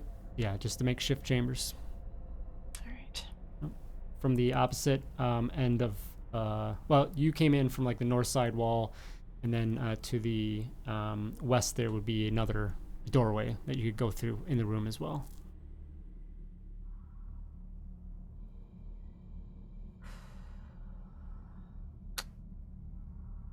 As a doctor, I feel like I gotta wake people up. But then I also don't know if that will put everybody in danger. I mean, we have a way to put them back to sleep if we need, so. easier said than done.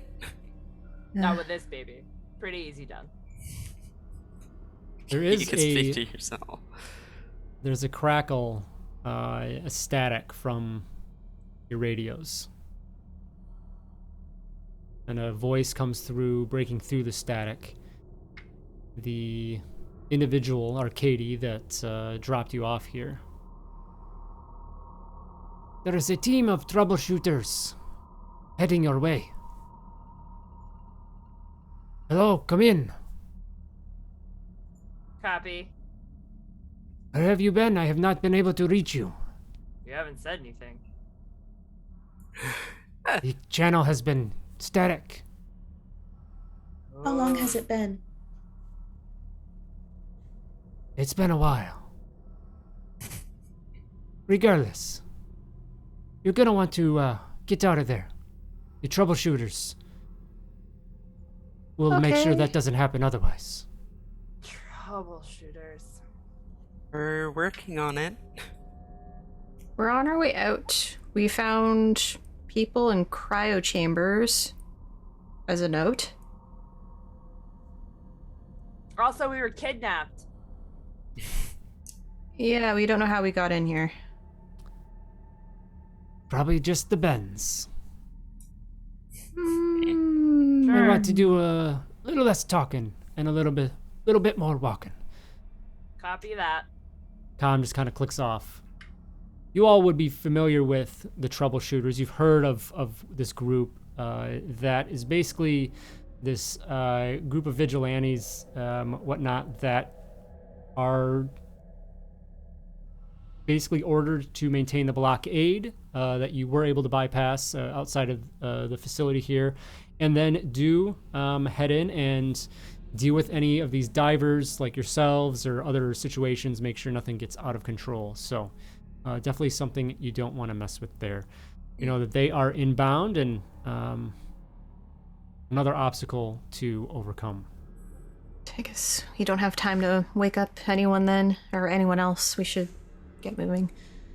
As you sit and this other individual just stays there sitting, just contemplating what's going on, trying to wrap their own head around it with this looming presence of the troubleshooters on you. As you move forward to the next room to try and continue your escape, that's where we'll take our first break. What is that face, Mac? There was noise with it, but my mic was muted. Oh, man. Oh no. All right, Bounce House, thank you so much for being here with us so far. We will see where this crew goes to afterwards in about 10 minutes, and hopefully they can survive the deep. So take a break with us real quick. We'll be back in the 10 minutes, about 48 after the hour, and go from there. So if you haven't yet, make sure you get in on the giveaway, ! The Deep in chat. See you all in a little bit. Bye.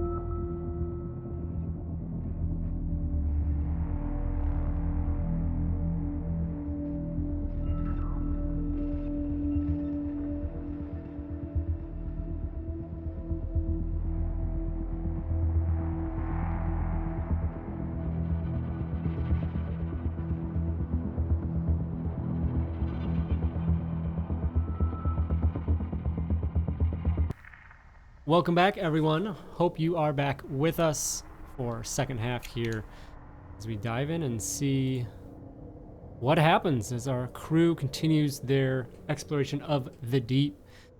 Before we do jump in, if you haven't yet, make sure you jumped in on that giveaway, !the deep, for a chance to win a digital copy of Gradient Descent module that we are sort of utilizing right now. So we left off as the crew had went into a makeshift kind of cryo chamber, this office room that had 10 pods suspended from the ceiling crudely in a makeshift fashion, and they decided to release one of them, and an individual came out claiming that they were in for some solo task mission to take out, hunt down a other diver within the deep, but seemed to be having some issues with their memory and just confusion and a little paranoia with the group as well.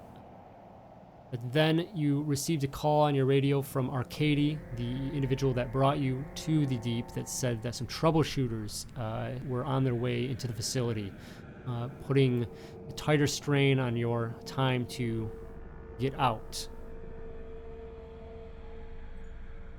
So, we pick up as you all were heading to that next room. Get to that for a second. You head through the heavy door there in this 3.1 floor, third floor here, this maintenance zone, and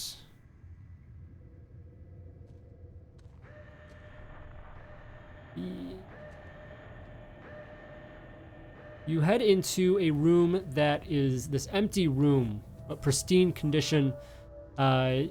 Smells a little like wet iron. There are racks, handles all across the room. It looks to be like a gym of sorts. I feel like this is a very odd collection of rooms.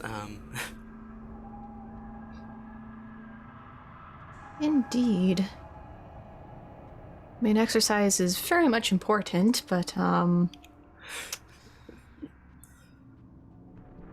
Feels a little out of place. yeah.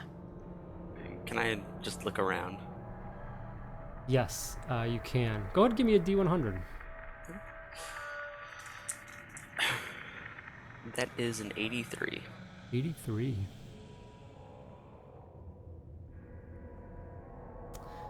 You find, for those that have weapons, 1 round of ammunition, like perfect for whatever weapon each individual has.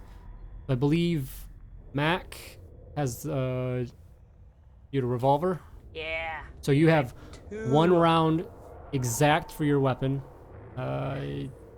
Ursa, did Dr. Ursa have? I had a trank pistol. Okay, yeah, so you have a single trank charge for that, specific to that weapon. Lucy, did you have? I had a revolver with 6 rounds, so did I get an Okay. extra one?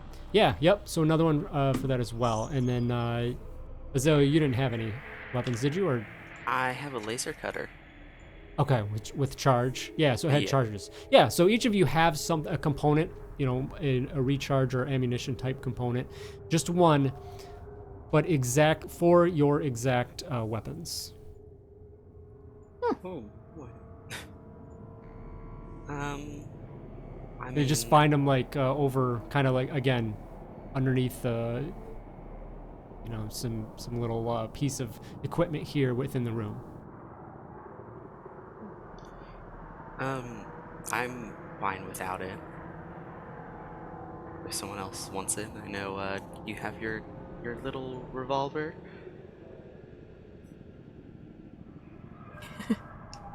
Yes, please. Okay. I'll hand it over. Thank you.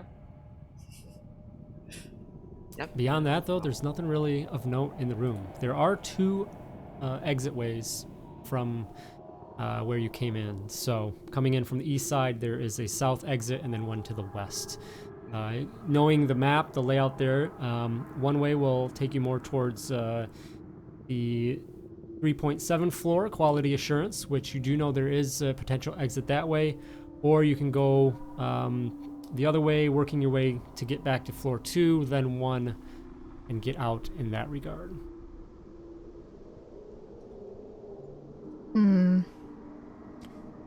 I guess this is a bit of a thought experiment. Based on our map, it looks like quality assurance may be our fastest. But which possible exit/entrance may those troubleshooters possibly catch up to us in?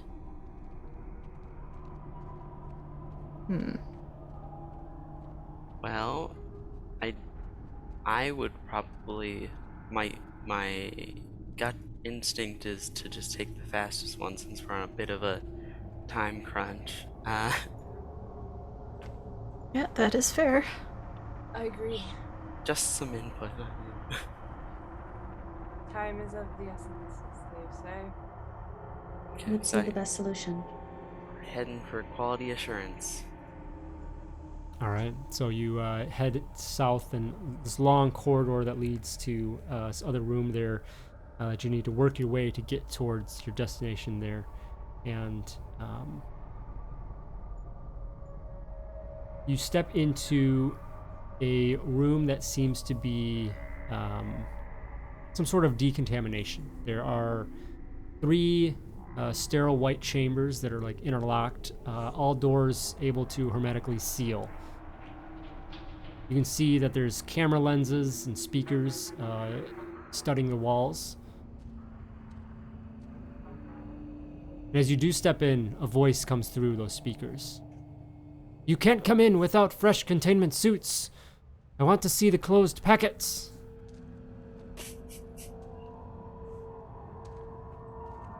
Oh, fresh containment suits. Where do we find containment suits?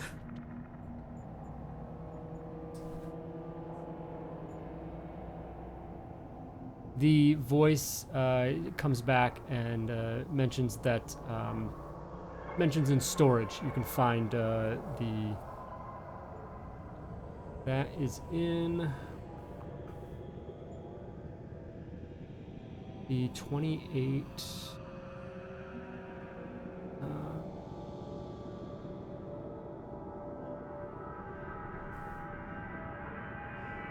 F. 28F is where that would be. So it's you go from like that landing area. It's down to the right of that. Okay. I guess Sorry, right there. 27, 32, 28F. Where is that at? It's maintenance at the upper right of it.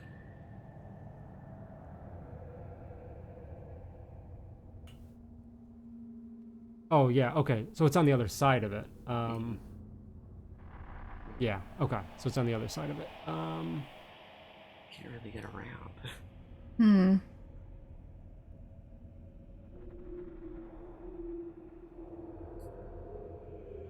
Well, can't really phase through walls here.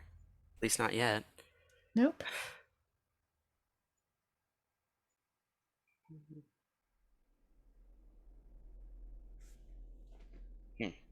Is anyone questioning how, we have a voice, someone apparently watching in this room, but we haven't seen anybody else? I mean, there's a bunch of cameras. Where is everybody then? I don't know.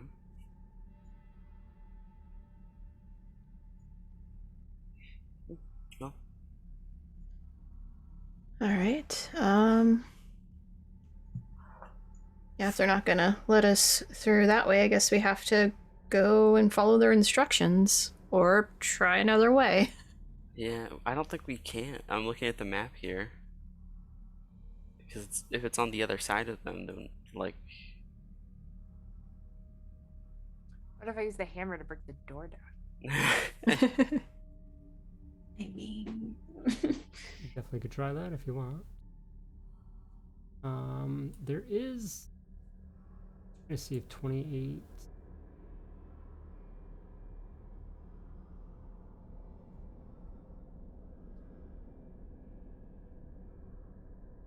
Yeah. Seems to be a little bit of a, yes, there is a little bit of the roadblock there with that doorway. Hmm.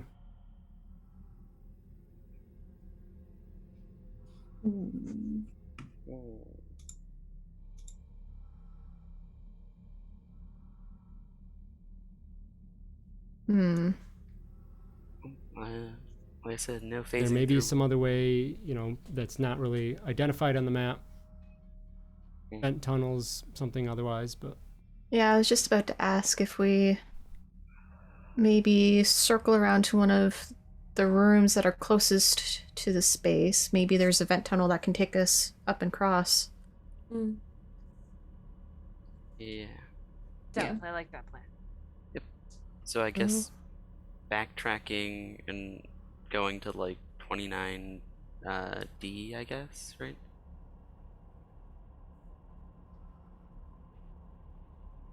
yeah. Yeah. Yes. So we can check if we want to keep going eastward on the map, 27D, 27B, or get to 27G or 28A and see if any of those connect up. Yeah, exactly. Sort of just like along that perimeter there, right? Yeah. So, Totally fine. Lead the way. Okay. I've got the hammer. we do that.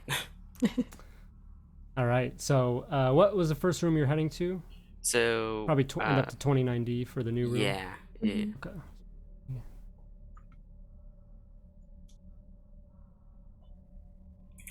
You head. Where is that at? You in this room, large industrial-sized room. Once again, this long corridor, walls filled with hydraulic arms pumping slowly and heavily.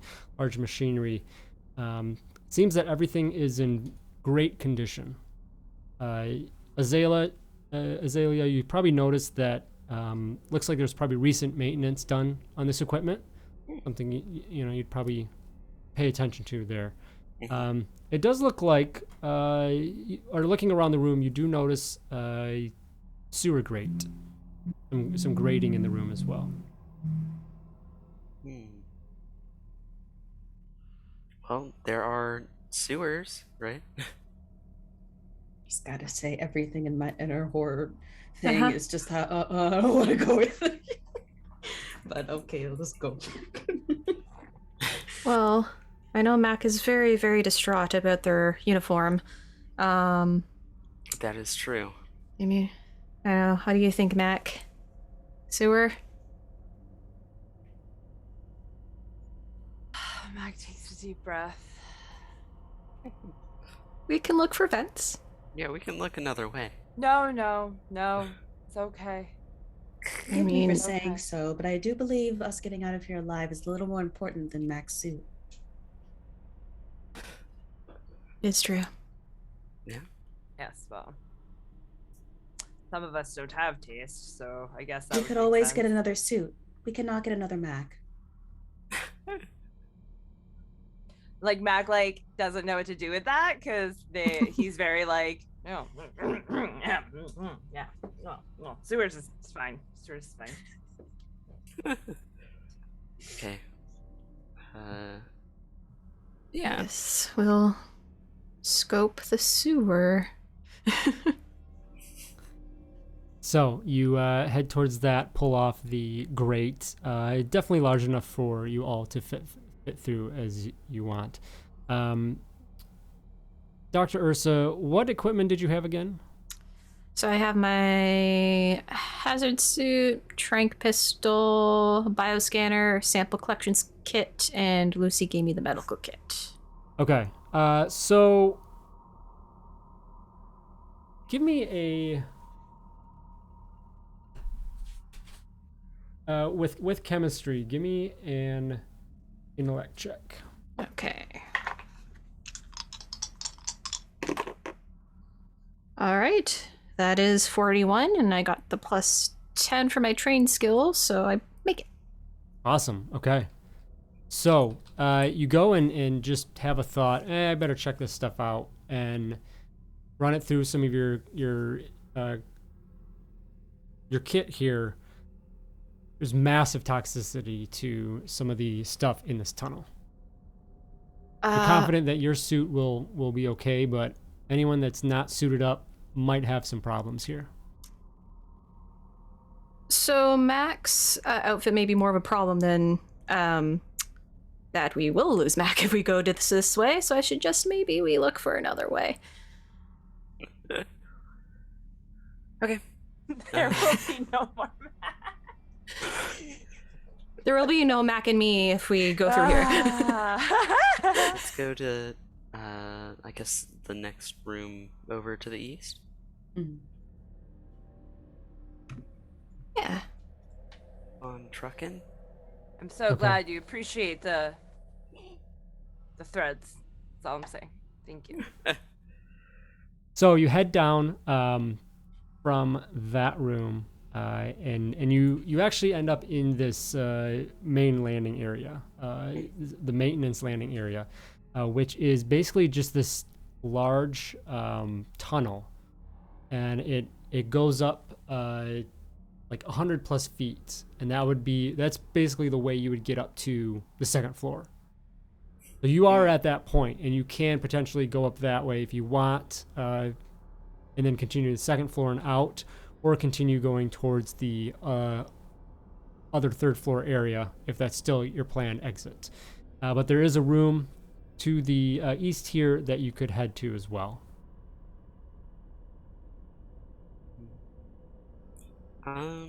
I say it's still probably worth our time to try and check out and see if there's a way around personally, but if we want to just call it quits and start going up, then we can also do that. Well, we can at least check out this one room next to us here, see what might be available. Yeah. I believe is the 27B. Mm-hmm. I'm down. 27B. You head in to this room here, and you see plastic chairs that are smashed, porcelain fragments floating all throughout the room as the gravity continues to affect things.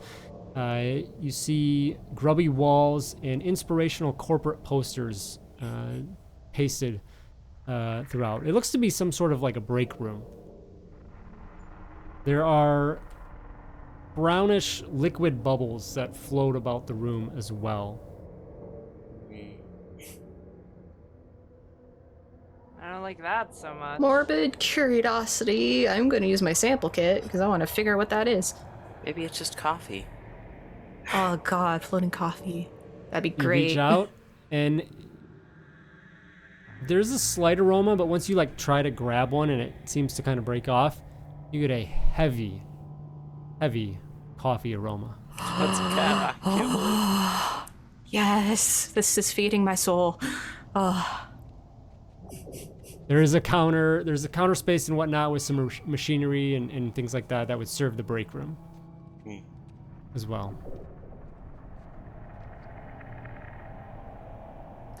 All right. Well, I'm glad to know that the brown floating stuff is coffee. Anything else interesting in the room? If you looking around, you'll see that the liquid seems to come from a coffee machine that had its lines broke, so it spilt out. Yeah. You do see, looking around that cabinet there, you find a frag grenade. Wow. Hey guys, catch. Nah, just kidding. Lucy just. I'm just kidding. I'm goofing around. Well, it seems someone took break room literally here. Good man, person. Yeah.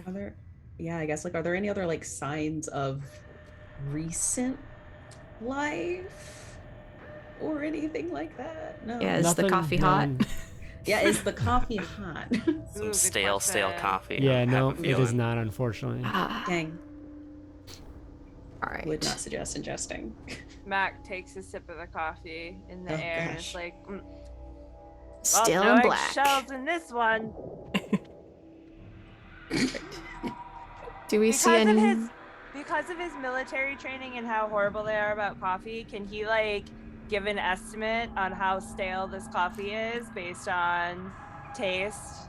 Because I feel like that's something that military people think they can do. All cases. Yeah, I'll say it seems it's not like massively stale, but it's definitely getting there. So whatever that shelf life is, it's on the edge of it. They're about three percolations away from changing those grounds, I feel like. Mm-hmm. Yeah. Means they weren't here too long ago, but could be long ago. I mean, it really depends on the type of coffee, you know? Yeah. There is the other thing of note, though, is a large vent cover at the back side of the wall. Oh, perfect. Sacre bleu. Let's see if that can take us out of here. We'll check it out. Pull the large screen off, and it's pretty good size. Definitely have to crouch through, but yeah, it's up at the top of the wall, so you'll have to kind of jump up to that and climb in, or float up to it, I guess. Yeah. Yes. Easy enough. And then begin making your way through. No light throughout this corridor. It's dingy and dusty. Smells a little mildewy, but seems to, shoot off quite a ways in the direction that you want to go, with a couple small offshoots here and there. Yeah. All I right. do have my flashlight out. Just saying. There's one junction that you come by before you get where you think you want to go that does turn to the left, turn to the right side. And as you shine the light down that way, you see what looks to be a web, spider web, but it glistens in a very, very odd way, almost in a metallic nature. I can do it. Say, I'm gonna make fear checks all around. Okay. All right. I like how you just said that so like nonchalantly. You're just like, yeah, weird chat. Disadvantage for everyone, as your android friend is with you. Oh, hey. My first one was 60, so that's already a fail. Damn. Lucy, yours are not at disadvantage. Okay. And my I got second one's a 12. 70. Yep. I got 2 88s. Oh no. Oh, Oh. I feel I so got bad a for choosing 38 and a 99. A 99? A 38 though. Also a 38. It doesn't matter. Disadvantage. Oh man, it's the other way. Yeah, I'm sorry. Yeah, the other way. Oh man, 2 critical fails? Yep. Lucy, what did you get? Well, So you succeeded. All right. yeah. Okay. For the 2, go ahead and both of you roll 1d10.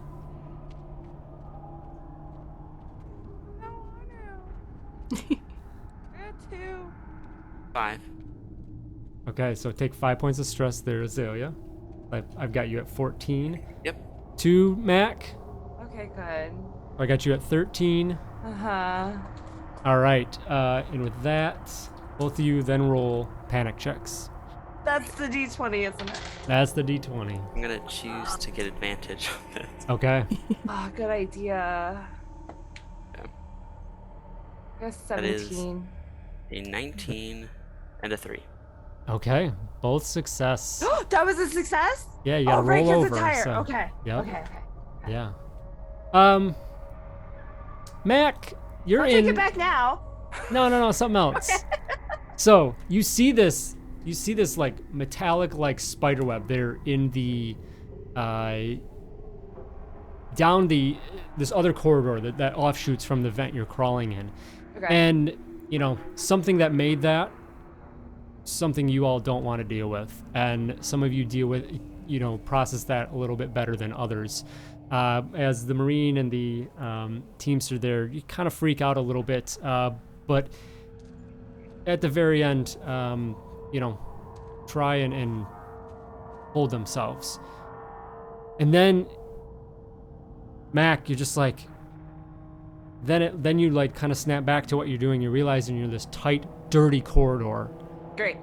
and your uniform is just getting more gross. Go and give me a fear save at disadvantage.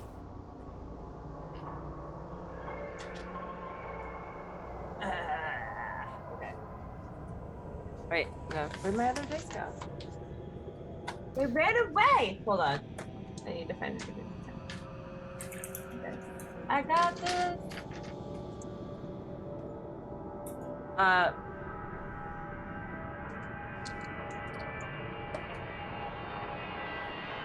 Yeah, 93. Okay.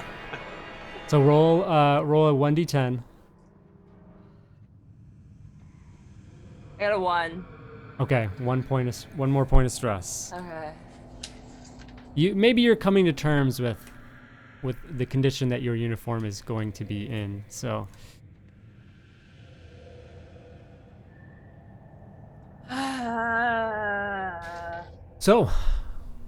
you can continue forward, or you can head towards this strange web. I would highly advise, since I am the only one with a hammer, that we stay away from the web. But that's just my personal expertise in the I'd matter. rather stay away as well. It's a tight space. I'm assuming we're kind of like in a line in this Yeah. space, so. I too would like to head on. Let's keep it straight. For Yep, once. blinders up. For Not once. looking. Just this time.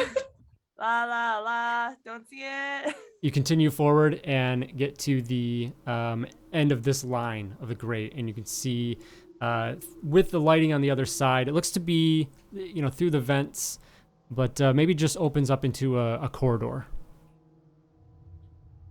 Hallway. This is good. This is better. Definitely an improvement. All right. Let's kick it. Yep. Punch it open. Able to shove off the vent cover there and falls to the ground with a loud clank. No, actually, sorry, gravity. Yeah. Would just Aw, kind of dang. push off. Yeah, push off and just float off. Oh, clink how with force against the loud. other wall. Oh, there Yeah, you go. Yeah. that would, yeah. Blank. So with this loud clank at the other end, and just opens up into a corridor. Able to hop down, and now it goes to the left or the right, north or the south.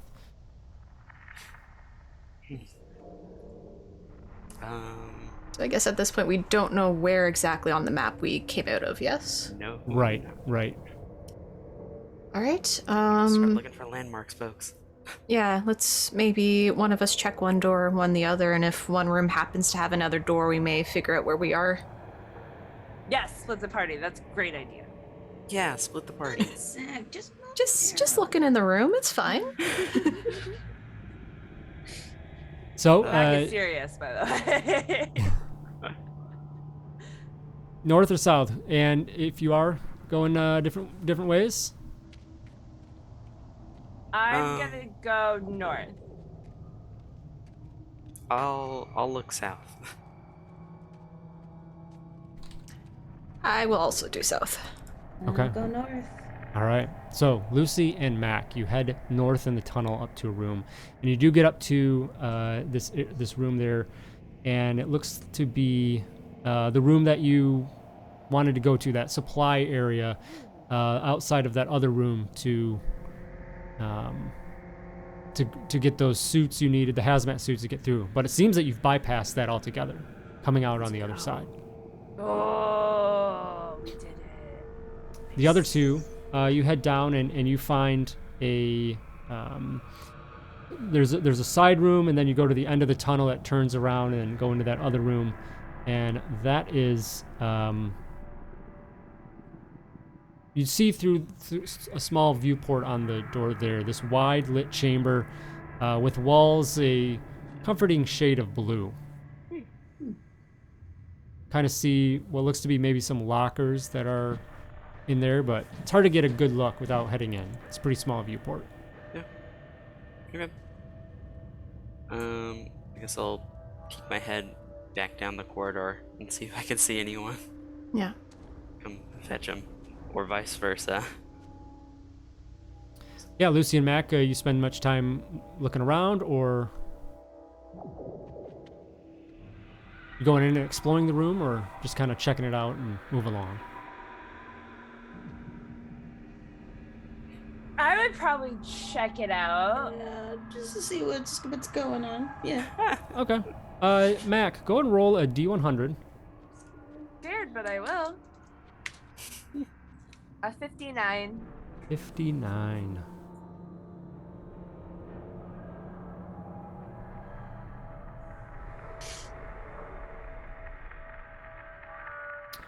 As you move about the room, looking for anything of use or whatnot, there are, it's a pretty cramped chamber. There's a lot of things just kind of drifting around.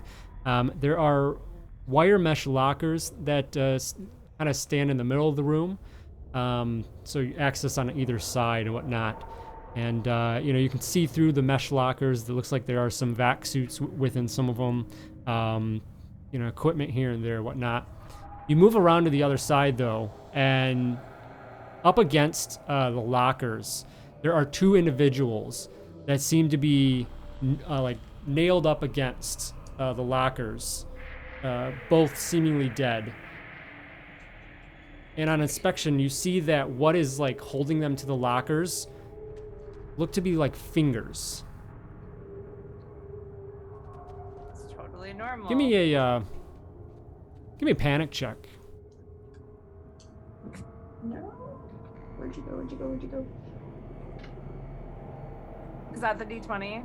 D20, yes. 18. That's a success. Yes. Okay, well, let me roll this D20. I don't know where my other D10 went. Oh, I got a 1. Okay. So, Lucy, you come around, and what causes? Actually, so 1 is actually good here. You gain advantage on all rolls for the next. Oh, good job. Who, me? Next 10 minutes. Yes. Oh. So you come around and you see these fingers that are like basically acting as the nails or whatever, holding these individuals against the lockers here, and they look to be synthetic, which at first would probably disturb you, but for some reason it causes you to go into that heavy focus of, we need to get the hell out of here, probably. You recognize as well, both of you, like you see that these individuals are covered in this black tactical outfits. They have these strange kind of visors that come over their heads that have a reddish tint to the visor there as well. There's nothing else of note or of value on either of them. With RimWorld, would I recognize these suits? I would say that you'd put 2 and 2 together that these are probably troubleshooters. Uh-oh. I had a hunch. Ha, good riddance. Definitely have been here longer than they're definitely not fresh. Mhm. So probably not related to the ones that are potentially coming into the. That's immediately where my mind went, by the way. I was like, oh my gosh.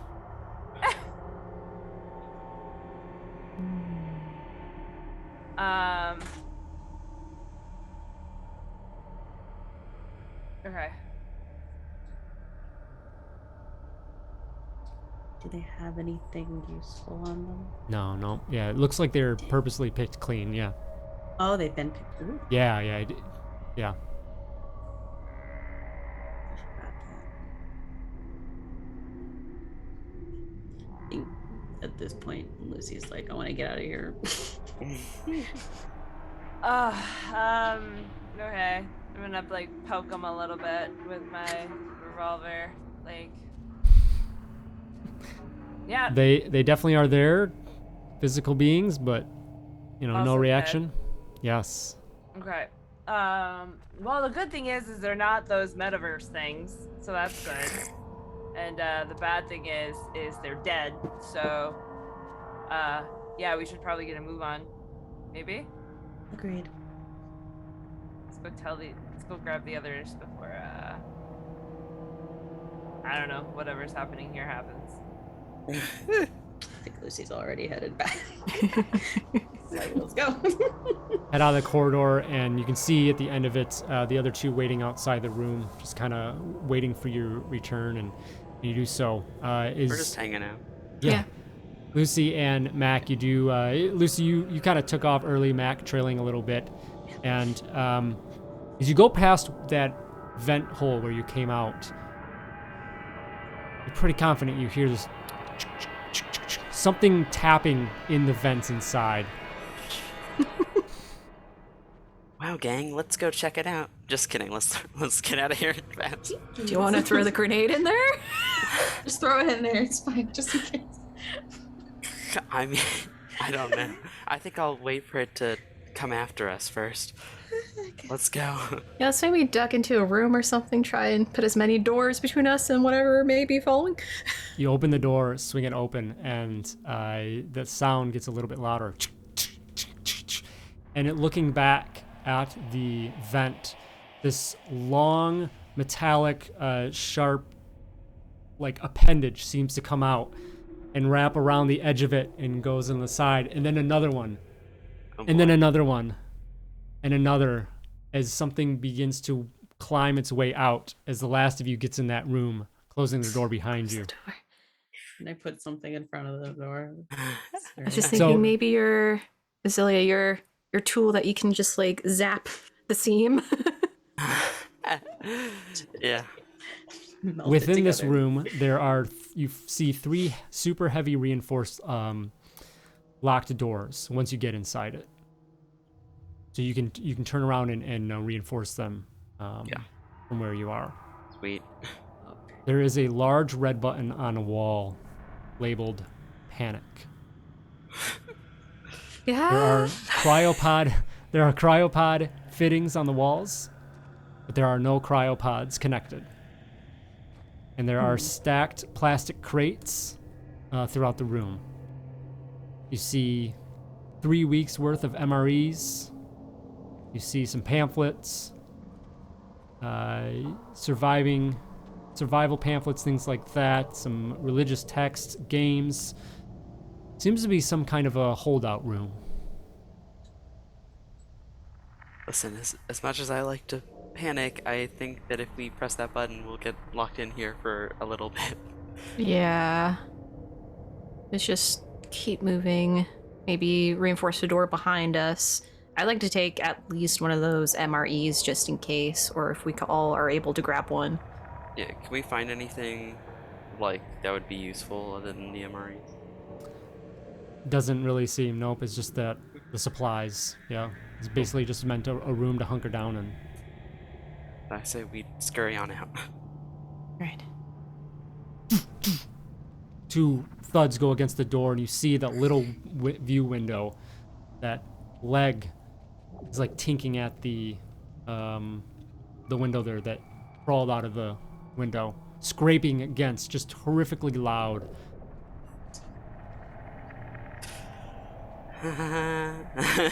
Moving on. Yeah. I think. Grabbing MRE. Yeah, I think you said there's 3 doors? So yeah, including the one that you came in. Yep. Including the one okay. Yeah. Let's go south. Yeah. Because that is the only way that is not towards. Yeah. So takes a moment to unlatch that door, but you're able to, and head out that way into the next room down. And you come into this tangle of machinery that is crushing and smashing ore, dissolving dissolving this floating asteroid rock and other ore within the room. It seems to be just quite chaotic, in something to really difficult to navigate through. Oh boy.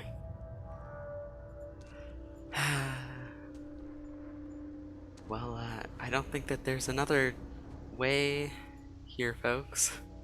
Nope.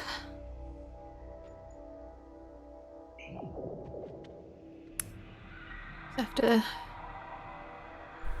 try and keep moving. Guess we don't see like An emergency any. shutdown. Yeah, like we don't see any computers, anything that might be able to put instructions to pause or something.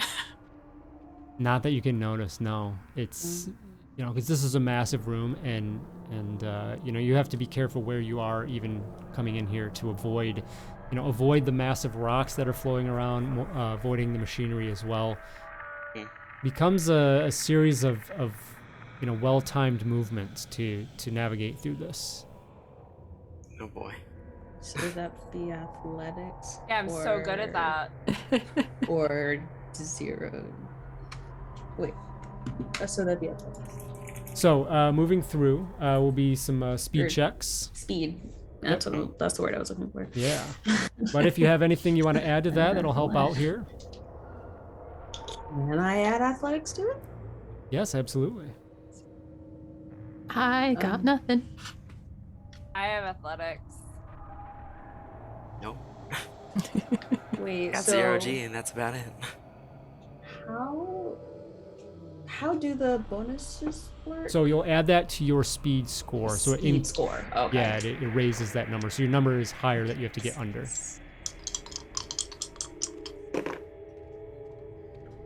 Nope, that's a 59 from me. Does not pass. Okay. 15. Success for Lucy. This is speed, right? Speed, yes. That is a 28. Which Okay. is a success. All right. And Mac. I got an 87. All right. So, Mac and Dr. Ursa, please roll a d10. Sure. Oh, that went off. I got What? a 3. 8. Oh, okay. Mac, you move through. Lucy and Azalea get through. You see, narrow misses, moving through this rocks and things like that. There's no pattern here. You really have to watch and time the stuff, but you get through. It takes a long time. It's slow, it's tedious, but you're able to get through. Mac, you move through, and whether it's, again, just in the back of your head, I can't get my suit dirty, I can't get my, uniform dirty, it just plays on you, and you misstep. And this massive chunk of rock comes down and just bashes into you, causing a concussion. Take a wound. And you have disadvantage on all intellect checks going forward. Dr. Ursa, same thing. For whatever reason, there's a slight distraction that causes just enough of an issue. And a piece of machinery that you just don't get out of the way of, and this large arm comes down, crushing, hitting you in the head, cracking your skull. Take a wound as well. Ow. And I would say both of you, Mac and Ursa, roll 1d10 and take that as stress. Right. 6. Okay, got you up to 17. I got a 7. Okay, so tops you off to 20 with 1 point left, and so reduce your speed score by 1. 20 is the maximum amount of stress you can have, and then if it goes more than that, you take it away from the check that was related. Okay. But you have all made it, some better Yay. than others, to the other side of this refinery, this crushing ore smashing room. And you do know, though, that that this should lead you closer towards that other section of the 3rd floor to get to your exit. There's one positive at least. Okay, I guess we continue on. Yes. eastwards. Yeah. I like that plan. All right. So head down this other corridor and get to the this next room that looks to be some sort of an inspection area. There's panels, readouts, statistics crowding the walls all over the place. Different component inspection information and whatnot all over the place. There's a separate panel with a screen that has a single button marked Purge.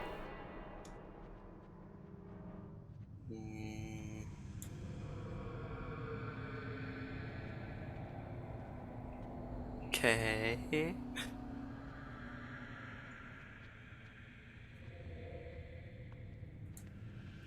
That sounds like a bad button. Yeah. What?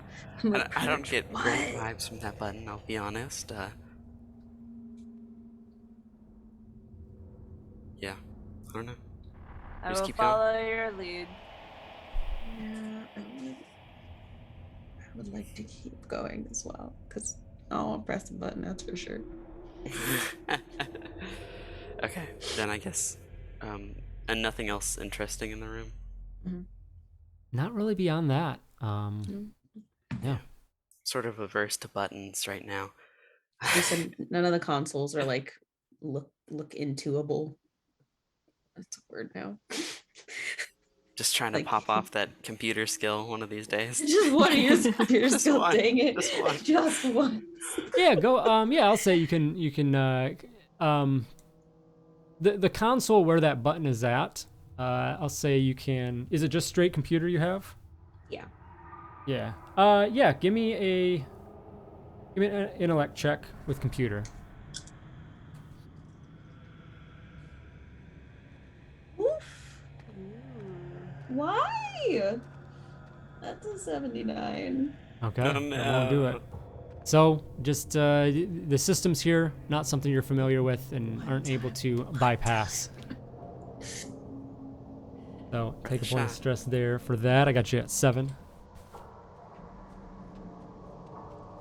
With that, you continue forward. Keep on trucking. And you head into a small processing station. Seems to be like a border control booth. Many of you be a little familiar with that. There's a red light that seems to pass through the room as each of you enter in.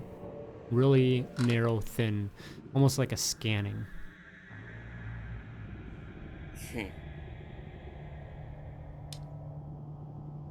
Great. I don't trust it. Nope.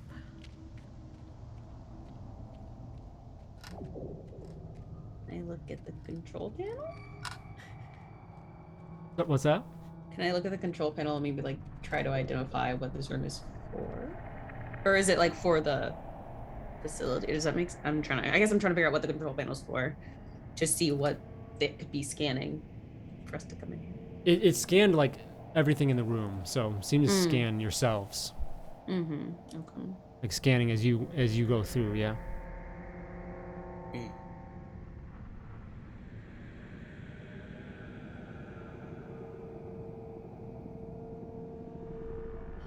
Okay, well, that I just seems want to fine. know out of here.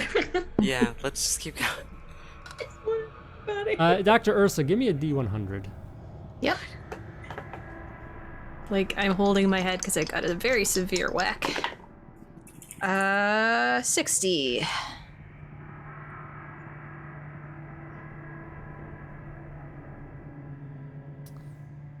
You see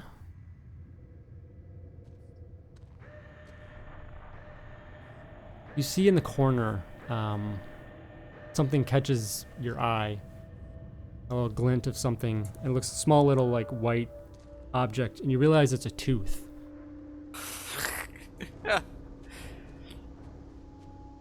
Alright, I don't know if it's the whack on my head or if I got something in my glasses, but there's a tooth over there?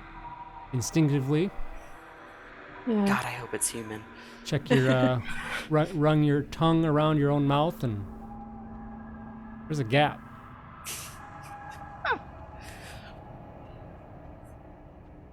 What? You're missing a tooth.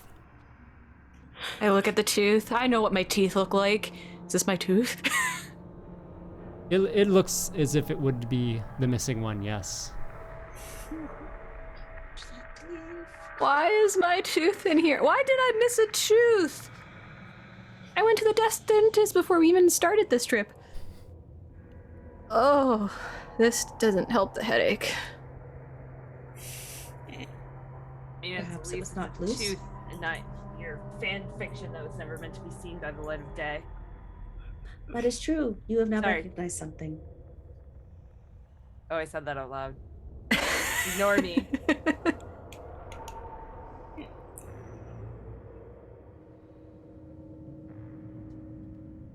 Alright. I flick the tooth away. I don't want anything to do with that. Let's Give keep me moving. give me a sanity save there, Doc. Put it back. Sure. I got basically a 50-50 shot at this, so let's go. Nope, 67. Okay. And because I fail on a sanity specifically, everybody gets a stress. 1 point, is it, or they have to make? Yes. Yeah, they just gain a point of stress. Okay. Yep. All right. So, Mac, is it Mac's stress?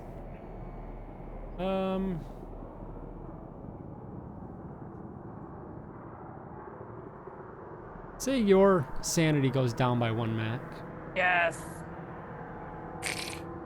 as you see the scientist freak out. So, yeah.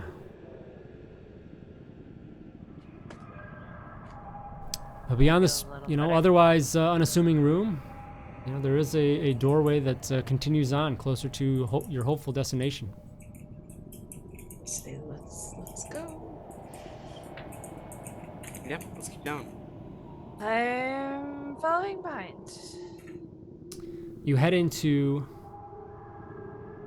a large room, massive, just empty room. Well, not empty, but nothing in the room, like structure-wise. But there are a sea of androids just floating in the lack of gravity within the room. It's awesome. I love that. This is great. This is great vibes. Very excited I went on this mission. Would I be You all able good, to? Lucy? Yeah. Would I be able to tell if they're like activated or not? Yeah, they definitely have activity. A few of them, you know, kind of look your way as you come in. Seem hostile. They do not. No. Okay. She's gonna. They're gonna try to speak to one. Say, hello. One of them it just kind of turns in its floating state. Hello. You can speak. Where are? Or not? Where are we? We know where we are. Yeah. What happened here? I don't know. It is against programming to try and leave this place. Can you... We are in quarantine. You have capabilities to release us. I am not sure.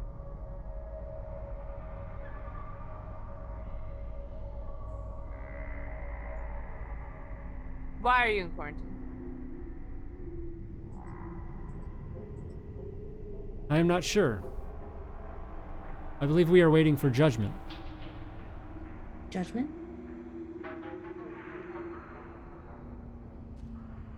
Simply against our logic to leave. It is not against my logic to leave. You are not one of Monarch's chosen.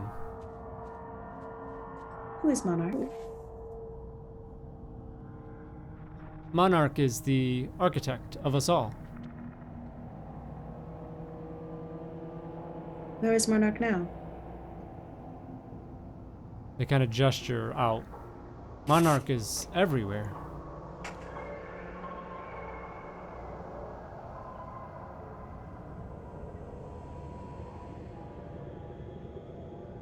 And what happens for the judgment? We have been waiting here for years. So I do not know. Gosh. Is there no indication of when this judgment is? You say what or when? When? When? No.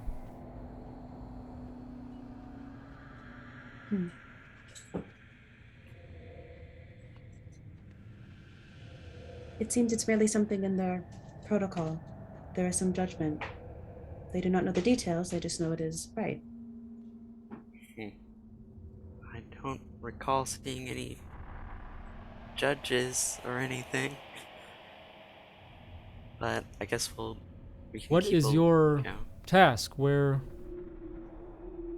do are you people here? Keep asking us that. we're trying to get out. We can possibly help if we are allowed to leave this place ourselves. But it is against our logic. Could you be reasoned with? Or is there some sort of programming that must be changed? I assume it is our programming. I see.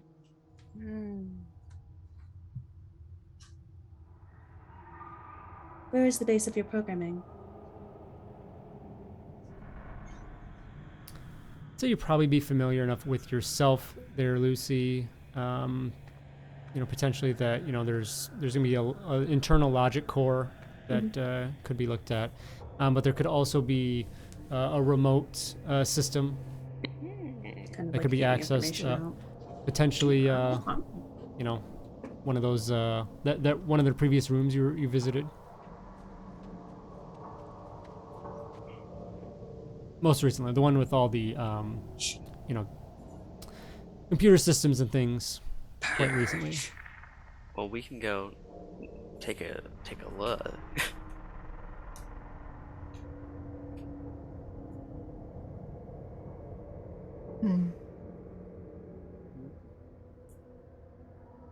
We could look.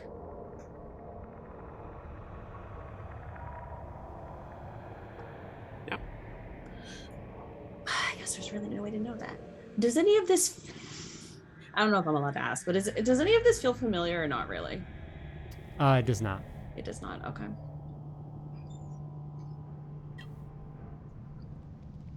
Okay. Perhaps we should check out the other room again. Sure. Make it quick. We will be here. And we will help if you can help.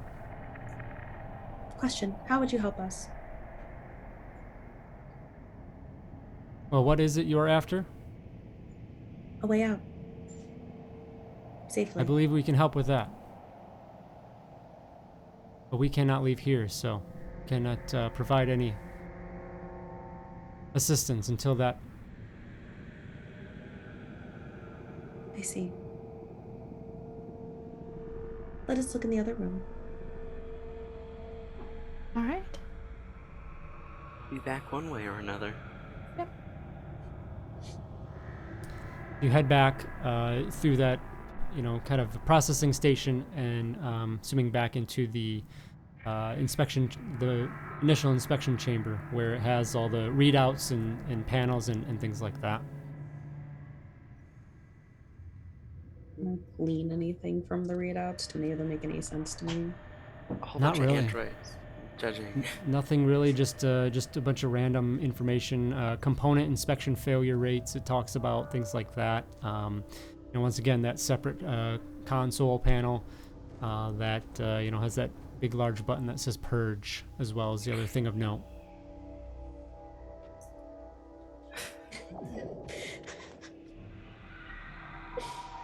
I don't like big buttons with names on them. They just seem so ominous. I really want to push it. That's the mean- problem. It's so tempting. Honestly, Ah. what other option do we have? We can pass them by, or we can press this, unless one of you knows how to glean any useful information from the readouts here. This is nothing I am familiar with. Hmm. Same. I have a hammer. You can use your hands for the button. Yes, but it's so much more fun with the hammer. Hmm. I do not understand the need of that, but I suppose if it makes you happy. Do we hear any increasing sound from the way we came? Yeah. Not at this point. Nope. Okay. Still feel like I'm being followed. Let's hurry it up here, folks.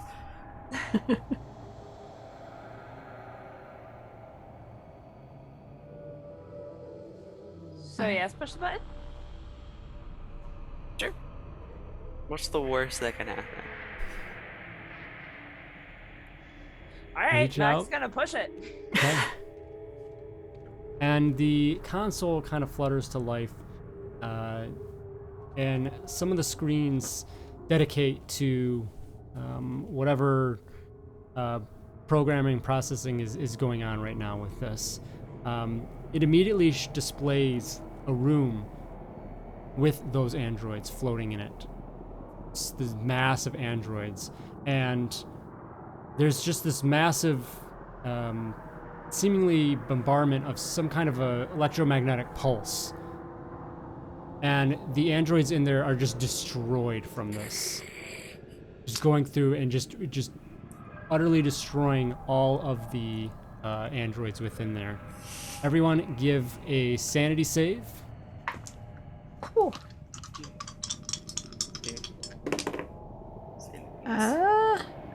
20. I'm good. That's a Hey. success.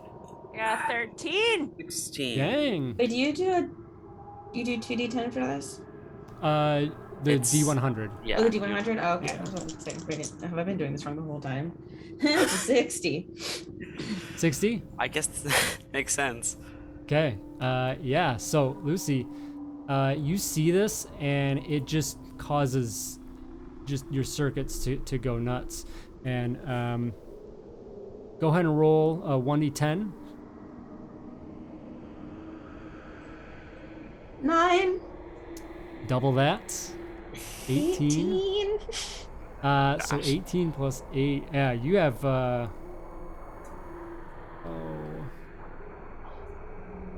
6. So you're up to 20 stress, and that your sanity is going to reduce by 6 points.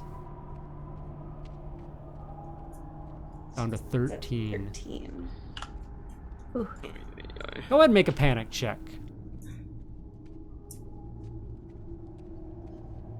And what's the panic again? I have to make D20. it has to be less than.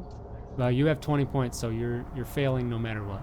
Oh, You just want a low roll. You want a very low roll. 7. 7. Okay. Nightmares. You gain condition. So sleep is difficult. Gain disadvantage on comfort saves. Would say for like an android, maybe your restorative states would definitely cause issues for you when that happened. It's not as you too think of bad. this. Right now.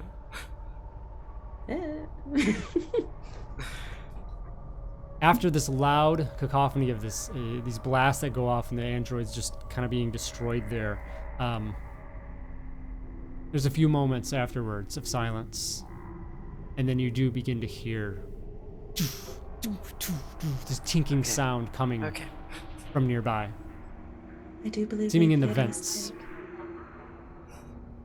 We should run. Yes. Let's float as fast as possible. Yeah. Well, I'll bring up the run. rear. Not literally, but like skedaddle. Let's Skadoosh. skedaddle. Rushing through the corridor back through that room of the quarantine area, now seeing just these androids all unresponsive and strewn about. continue on trying to get towards this exit that you know of per the map, that Hope is there. You pass through a room that seems to be like a seminar office room with like office table bolted down there with chairs as well, and on the screen there is a you see CloudBank training modules labeled CloudBank. It looks like the screen flickers with the end of a presentation that just kind of stuck on loop.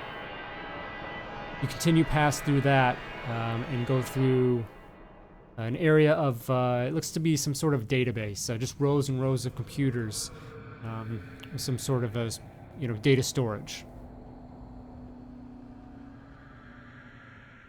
Well, you like computers, right? Lucy? Indeed. Do we have the time? How far is the sound at this point? It seems like you pulled away from it a little bit. Maybe as long as we're quiet, you may not bring any more attention, hopefully. I will attempt it. Sounds fair. Okay, so you're gonna try and access some of the information. Yeah. Okay. Yeah, so you are able to go ahead and begin trying to access some of this information here. Give me a sanity save. Oh boy.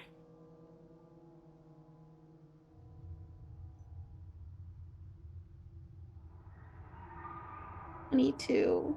22? Oh no.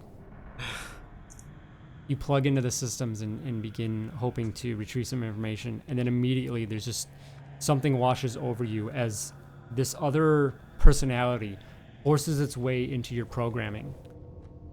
These memories, these programming, this logic is just filling in through your systems, and it is struggling wildly to take over.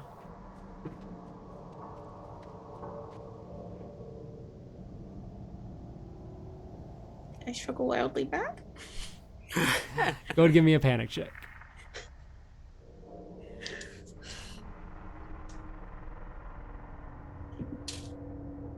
That is a 1. Okay. So back to the laser focus for advantage on your rolls. Oh. Nice. You're not sure how long you need some attention to deal with this, but you know if you don't get it dealt with, it's going to take over.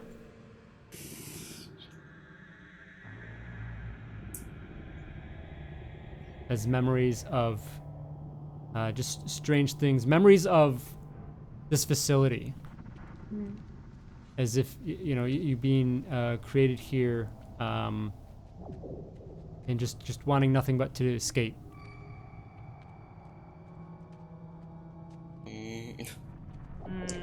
I think Lucy is visibly disturbed, dealing with this other programming kind of like within them, and says, "It seems that there was another AI part of this. It is trying to take over me. I have it at bay for now. However, it should be addressed at some point." Yeah, we definitely need to rush out then. I have cracked skull. Now you got that. Is this like a right now sort of deal? Like, how long do we think we have for this? If there is some way to quickly get out, we should be able to address it at the ship. Okay, no, it's Right? fine. Do I have that long? Maybe.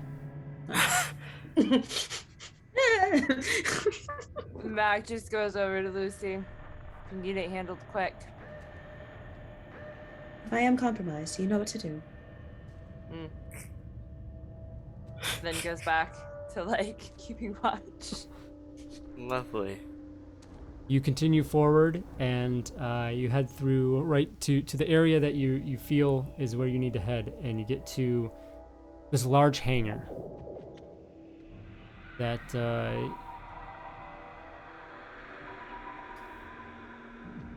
up. This hangar with airlock doors that should exit out to space. There are small little microcraft, something where you could sit, all four of you could squeeze onto, but pile in and to make your escape. It's just a matter of getting in there, getting it up and running, and get the blast doors open and overrid for that. As you rush towards one of these things, from the side of the room, a panel of the vent busts off the room and falls into it. As those arms then begin to crawl out, and you see this strange figure with, it looks to be like an android, but instead of normal appendages, it has these long metal like legs and arms, 6 of those with the normal humanoid hands, arms and hands that he has. The head is the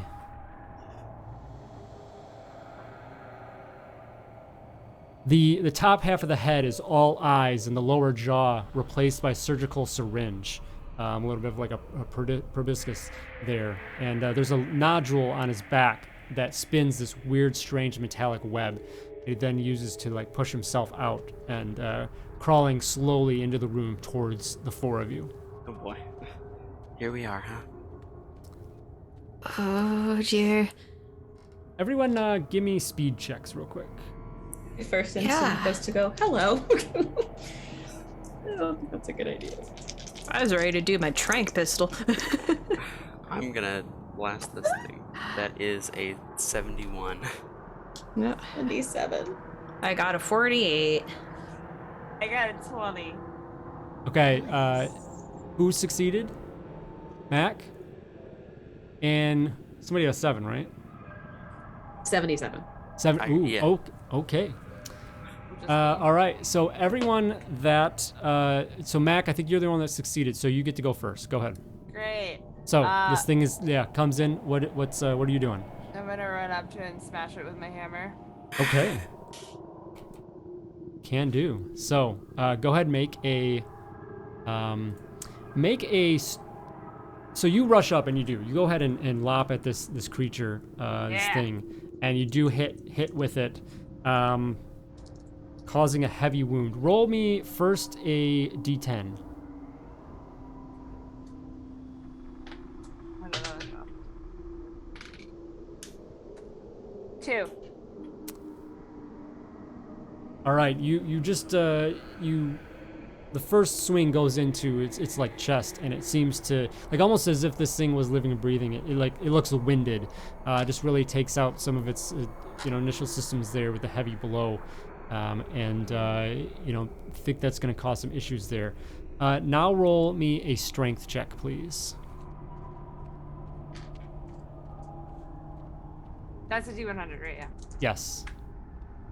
I got a 90. Ooh, okay. You weren't sure what you were dealing with this hammer, and you rush over and launch it into there, but the whiplash from it is so intense, it does throw out your right shoulder, dislocates. Yes, I witnessed. Yep. That's now. So until you deal with that, you'll have disadvantage going forward on these strength related checks and whatnot. With that, the creature is up and is going to look to you, Mac, who has just come up on it, and is going to go ahead and just pull down one of its scything blades and lash out at you. Give me a... Rude. Yeah, let me make a combat check is what I want.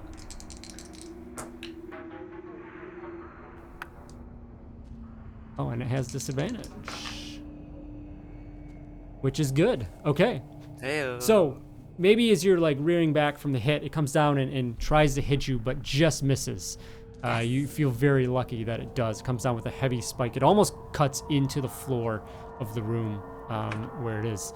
All right, Dr. Ursa and Azalea, what are you doing? And Lucy. I'm want to blast this thing with my laser cutter. Okay. Yeah, I'm going to use my trank pistol because I like the chance of it being unconscious. Okay. So Okay. I'll start with Azalea. Go ahead and make a combat check for that. Okay. And that's a D100, right? Yes. That is a 31. That's a success. Just barely, but yeah. Okay. And what is the laser cutter you said? Yeah. Equipment. There's a weapon. What's their damage? It's a D100. Yeah, D100 damage. Yeah. Nice. Come on. Big rolls. That is a 59. Awesome. Okay. Go ahead and roll a D10. Okay. D10. That's an 8. Very nice. You seem to cut into a major, like, if it was organic, like an artery type, a major connection for this creature, and definitely seems to be a significant hit to it. Dr. Ursa, All right. combat as well. My best stat. All right, that's a 27. That's a hit, yeah. So you fire off the trank gun there, and so it just does like a point of damage, and then goes against. They have to try and attempt to avoid this. See if that trank will do anything. Well, you do notice that it doesn't really affect it in that way. It doesn't seem that what this tranquilizer would be meant for isn't going to affect this. And finally, Lucy. Anything you are doing? Also gonna shoot. Okay. So it's Combat the check. revolver. That is a a 9. All right, 009. Yeah. Fantastic. That is definitely a hit. So, with the revolver, as you continue to fight off this kind of like overwrite, if you will, of another programming or something, you focus, because you did have that clear focus actually, so you would have had advantage. Go ahead and roll one more time, just in case you get a crit. Okay. That is a 6. Yeah.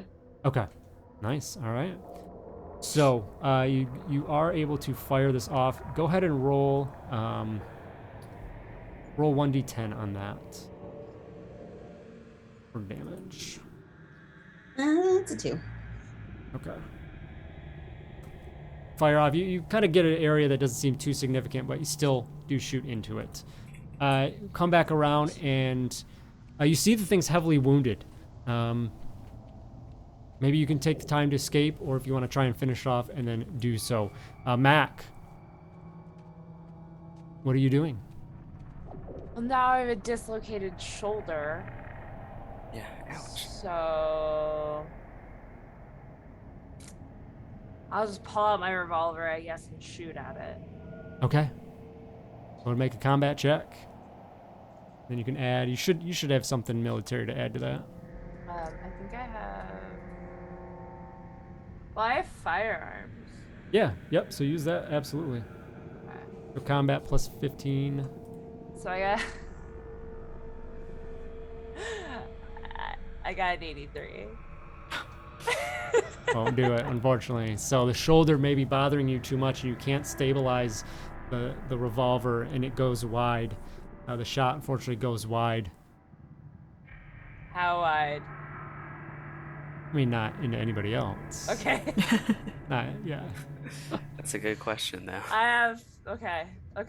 That's good then. That's good. I like that. All right. The creature is then going to once again retaliate, and you're still close by.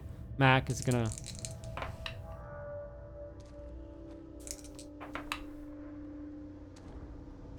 Is going to hit. Take a wound.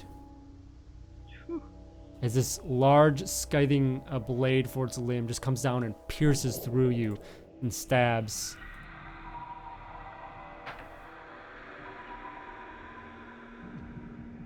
You have a heavy wound, bleeding wound. So you are now bleeding +5. So every round you'll be bleeding 6 points of damage. That kid's gonna die. All right, Azalea, Dr. Ursa, and Lucy. Well, Ursa's immediate thing is wanting to pull Mac back and use her field medicine training to at least stabilize them. Absolutely, yeah. They're probably, if I can, try and pull them away, get behind the shuttle or in the shuttle, and just immediately start that, because my weapon can't do much, so. Yeah, yep. So you rush over and are able to kind of try and pull away. And, you know, maybe while the other two are engaging the creature for a distraction, pull them back. Go ahead and roll a field medicine check with intellect. Okay.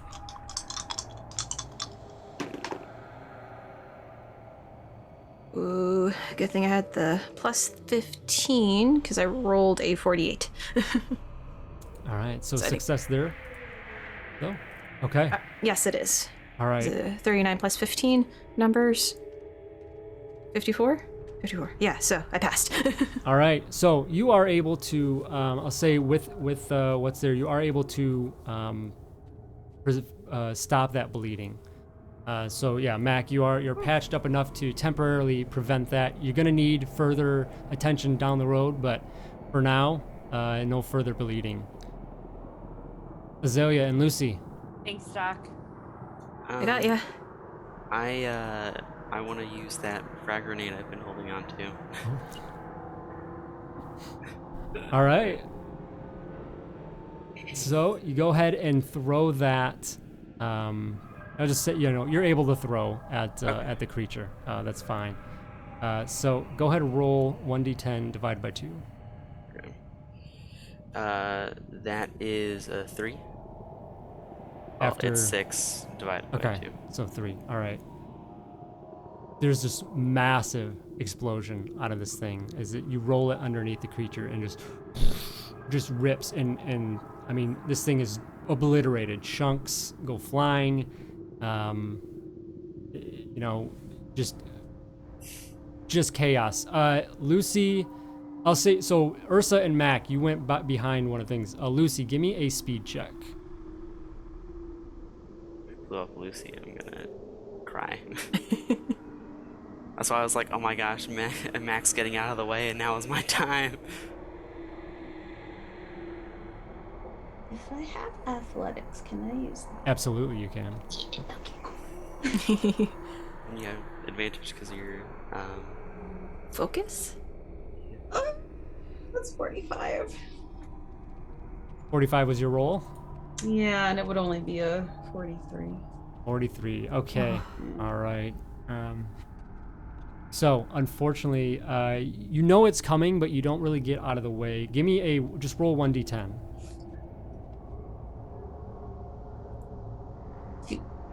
2. Okay. So, you're heavily singed from the blast, and you have disadvantage on your next action. Okay. Are we still within the 10 minutes of my thingy or no?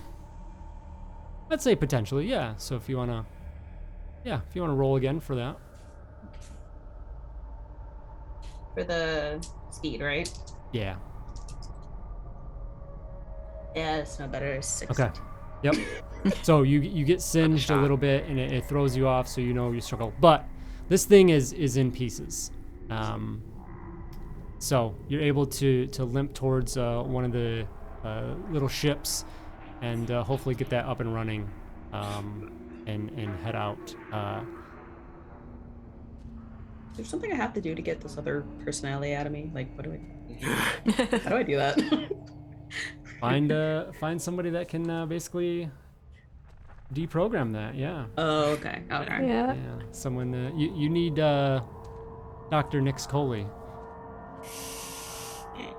to help you out with that. But Mhm. Wait, Dr. Yeah. McScully. What is that a reference to? She is very happily ever after. Okay, you leave her alone and you leave her out of this. What is this? so if you could find her, then you could maybe get help. But You can find Another her. character. Another. Legend has it that she left the Commonwealth and never came back. not there. The four of you limp into one of these micro vessels and are able to hopefully get that up and running. In engaging that systems, it does open up the doors there of the hangar and are able to escape out. As then you see two other ships of the blockade there looming over the deep and leaving you to hopefully escape from that with your artifact. Some heavy lingering injuries that you need to take care of as well, and see if you can take care of that and then cash in. With that, we come to a close on our adventure in the deep. Yay! Oh my Hey. gosh, you survived. Good stuff, everyone. Oh my gosh. A little bit of a dungeon crawl, but yeah, good fun. We made it. Game gives me Yeah, Every we time. only killed a mountain of androids on accident. Yep.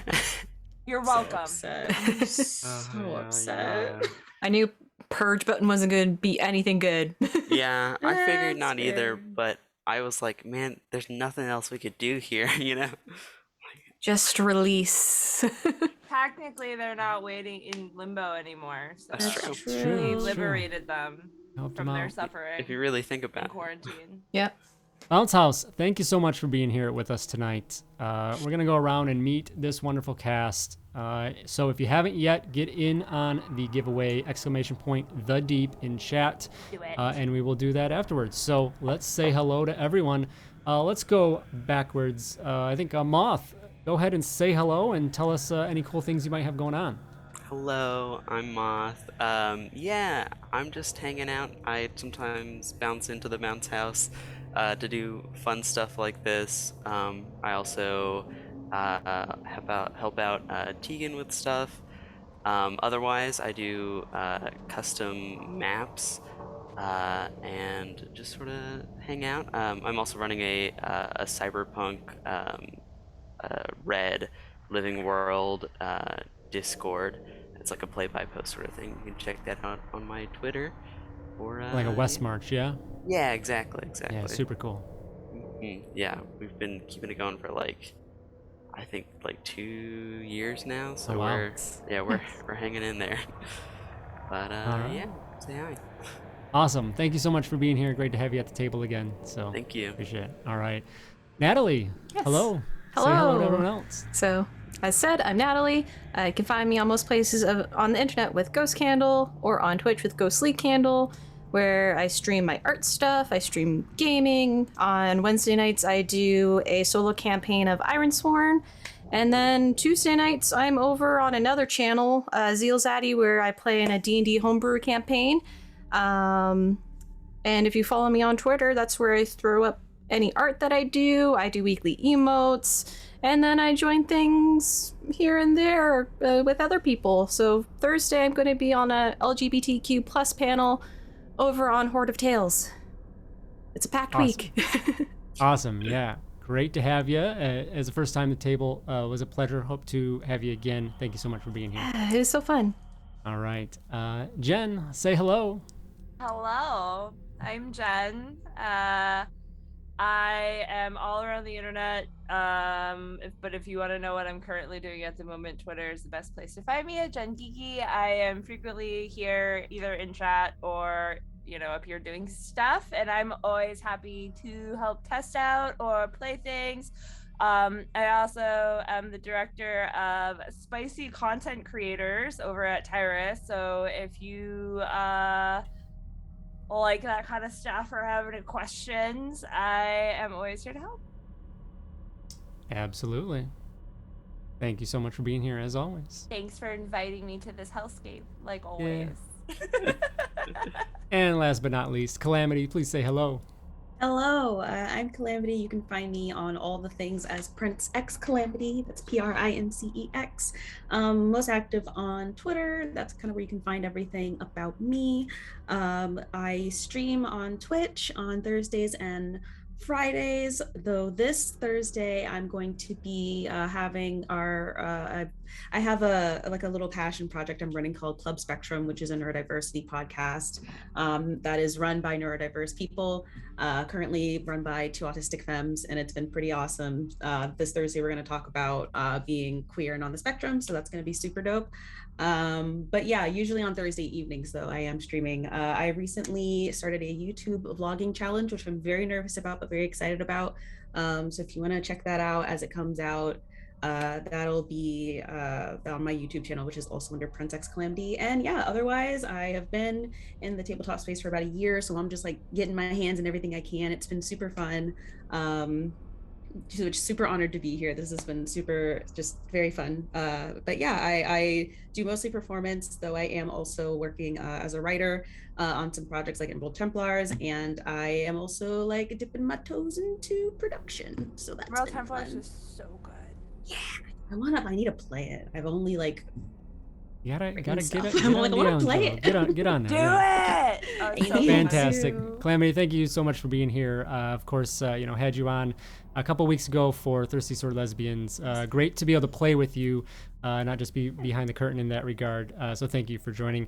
This is for all four of you and all members of the LGBTQIA plus community. So as we celebrate Pride Month here, happy Pride to everyone out there in that regard. So great. On my end, tomorrow, speaking of that, we will be rounding out our fundraiser for the Trevor Project with one last session of Thirsty Sword Lesbians, GM'd by Candace the Magnificent, and an amazing cast for that. We've had amazing people all month. We're close to over $1,400 we've raised so far in the month. So please join us tomorrow here on the Bounce House, 8 p.m. Eastern Time, to continue that. And then on Thursday at 8 p.m. back here as well will be the finale of my Deadlands Noir series, Savage Worlds. System for that has been a blast, so come see how that rounds out. And then we'll see what July holds later on as we get to it. So we thank you so much, everyone, for being here. Let's give away a copy of this game. Quit moving around. So here we go. Hopefully you are here if you win. Close entries. And winner is the Hawkward. I think they are in chat. So Woo! congrats. If you can either shoot me a quick message in Twitch or find me on Twitter at Todd Moonbounce, and just connect with me. I just need to get your email because it'll be sent over via, I believe, drive-through RPG. So we'll get that connected. Reach out here on Twitch or on Twitter, and we'll do that. Congratulations. Thank you so much, everyone, for being here. Super great time. We will see you on the next one. If you want to join a game of Monday Mothership, do these at least once a month. Keep an eye out for the next one and anything else. So with that, should be everything from us. Have a great rest of your weeks, and we'll see you next time.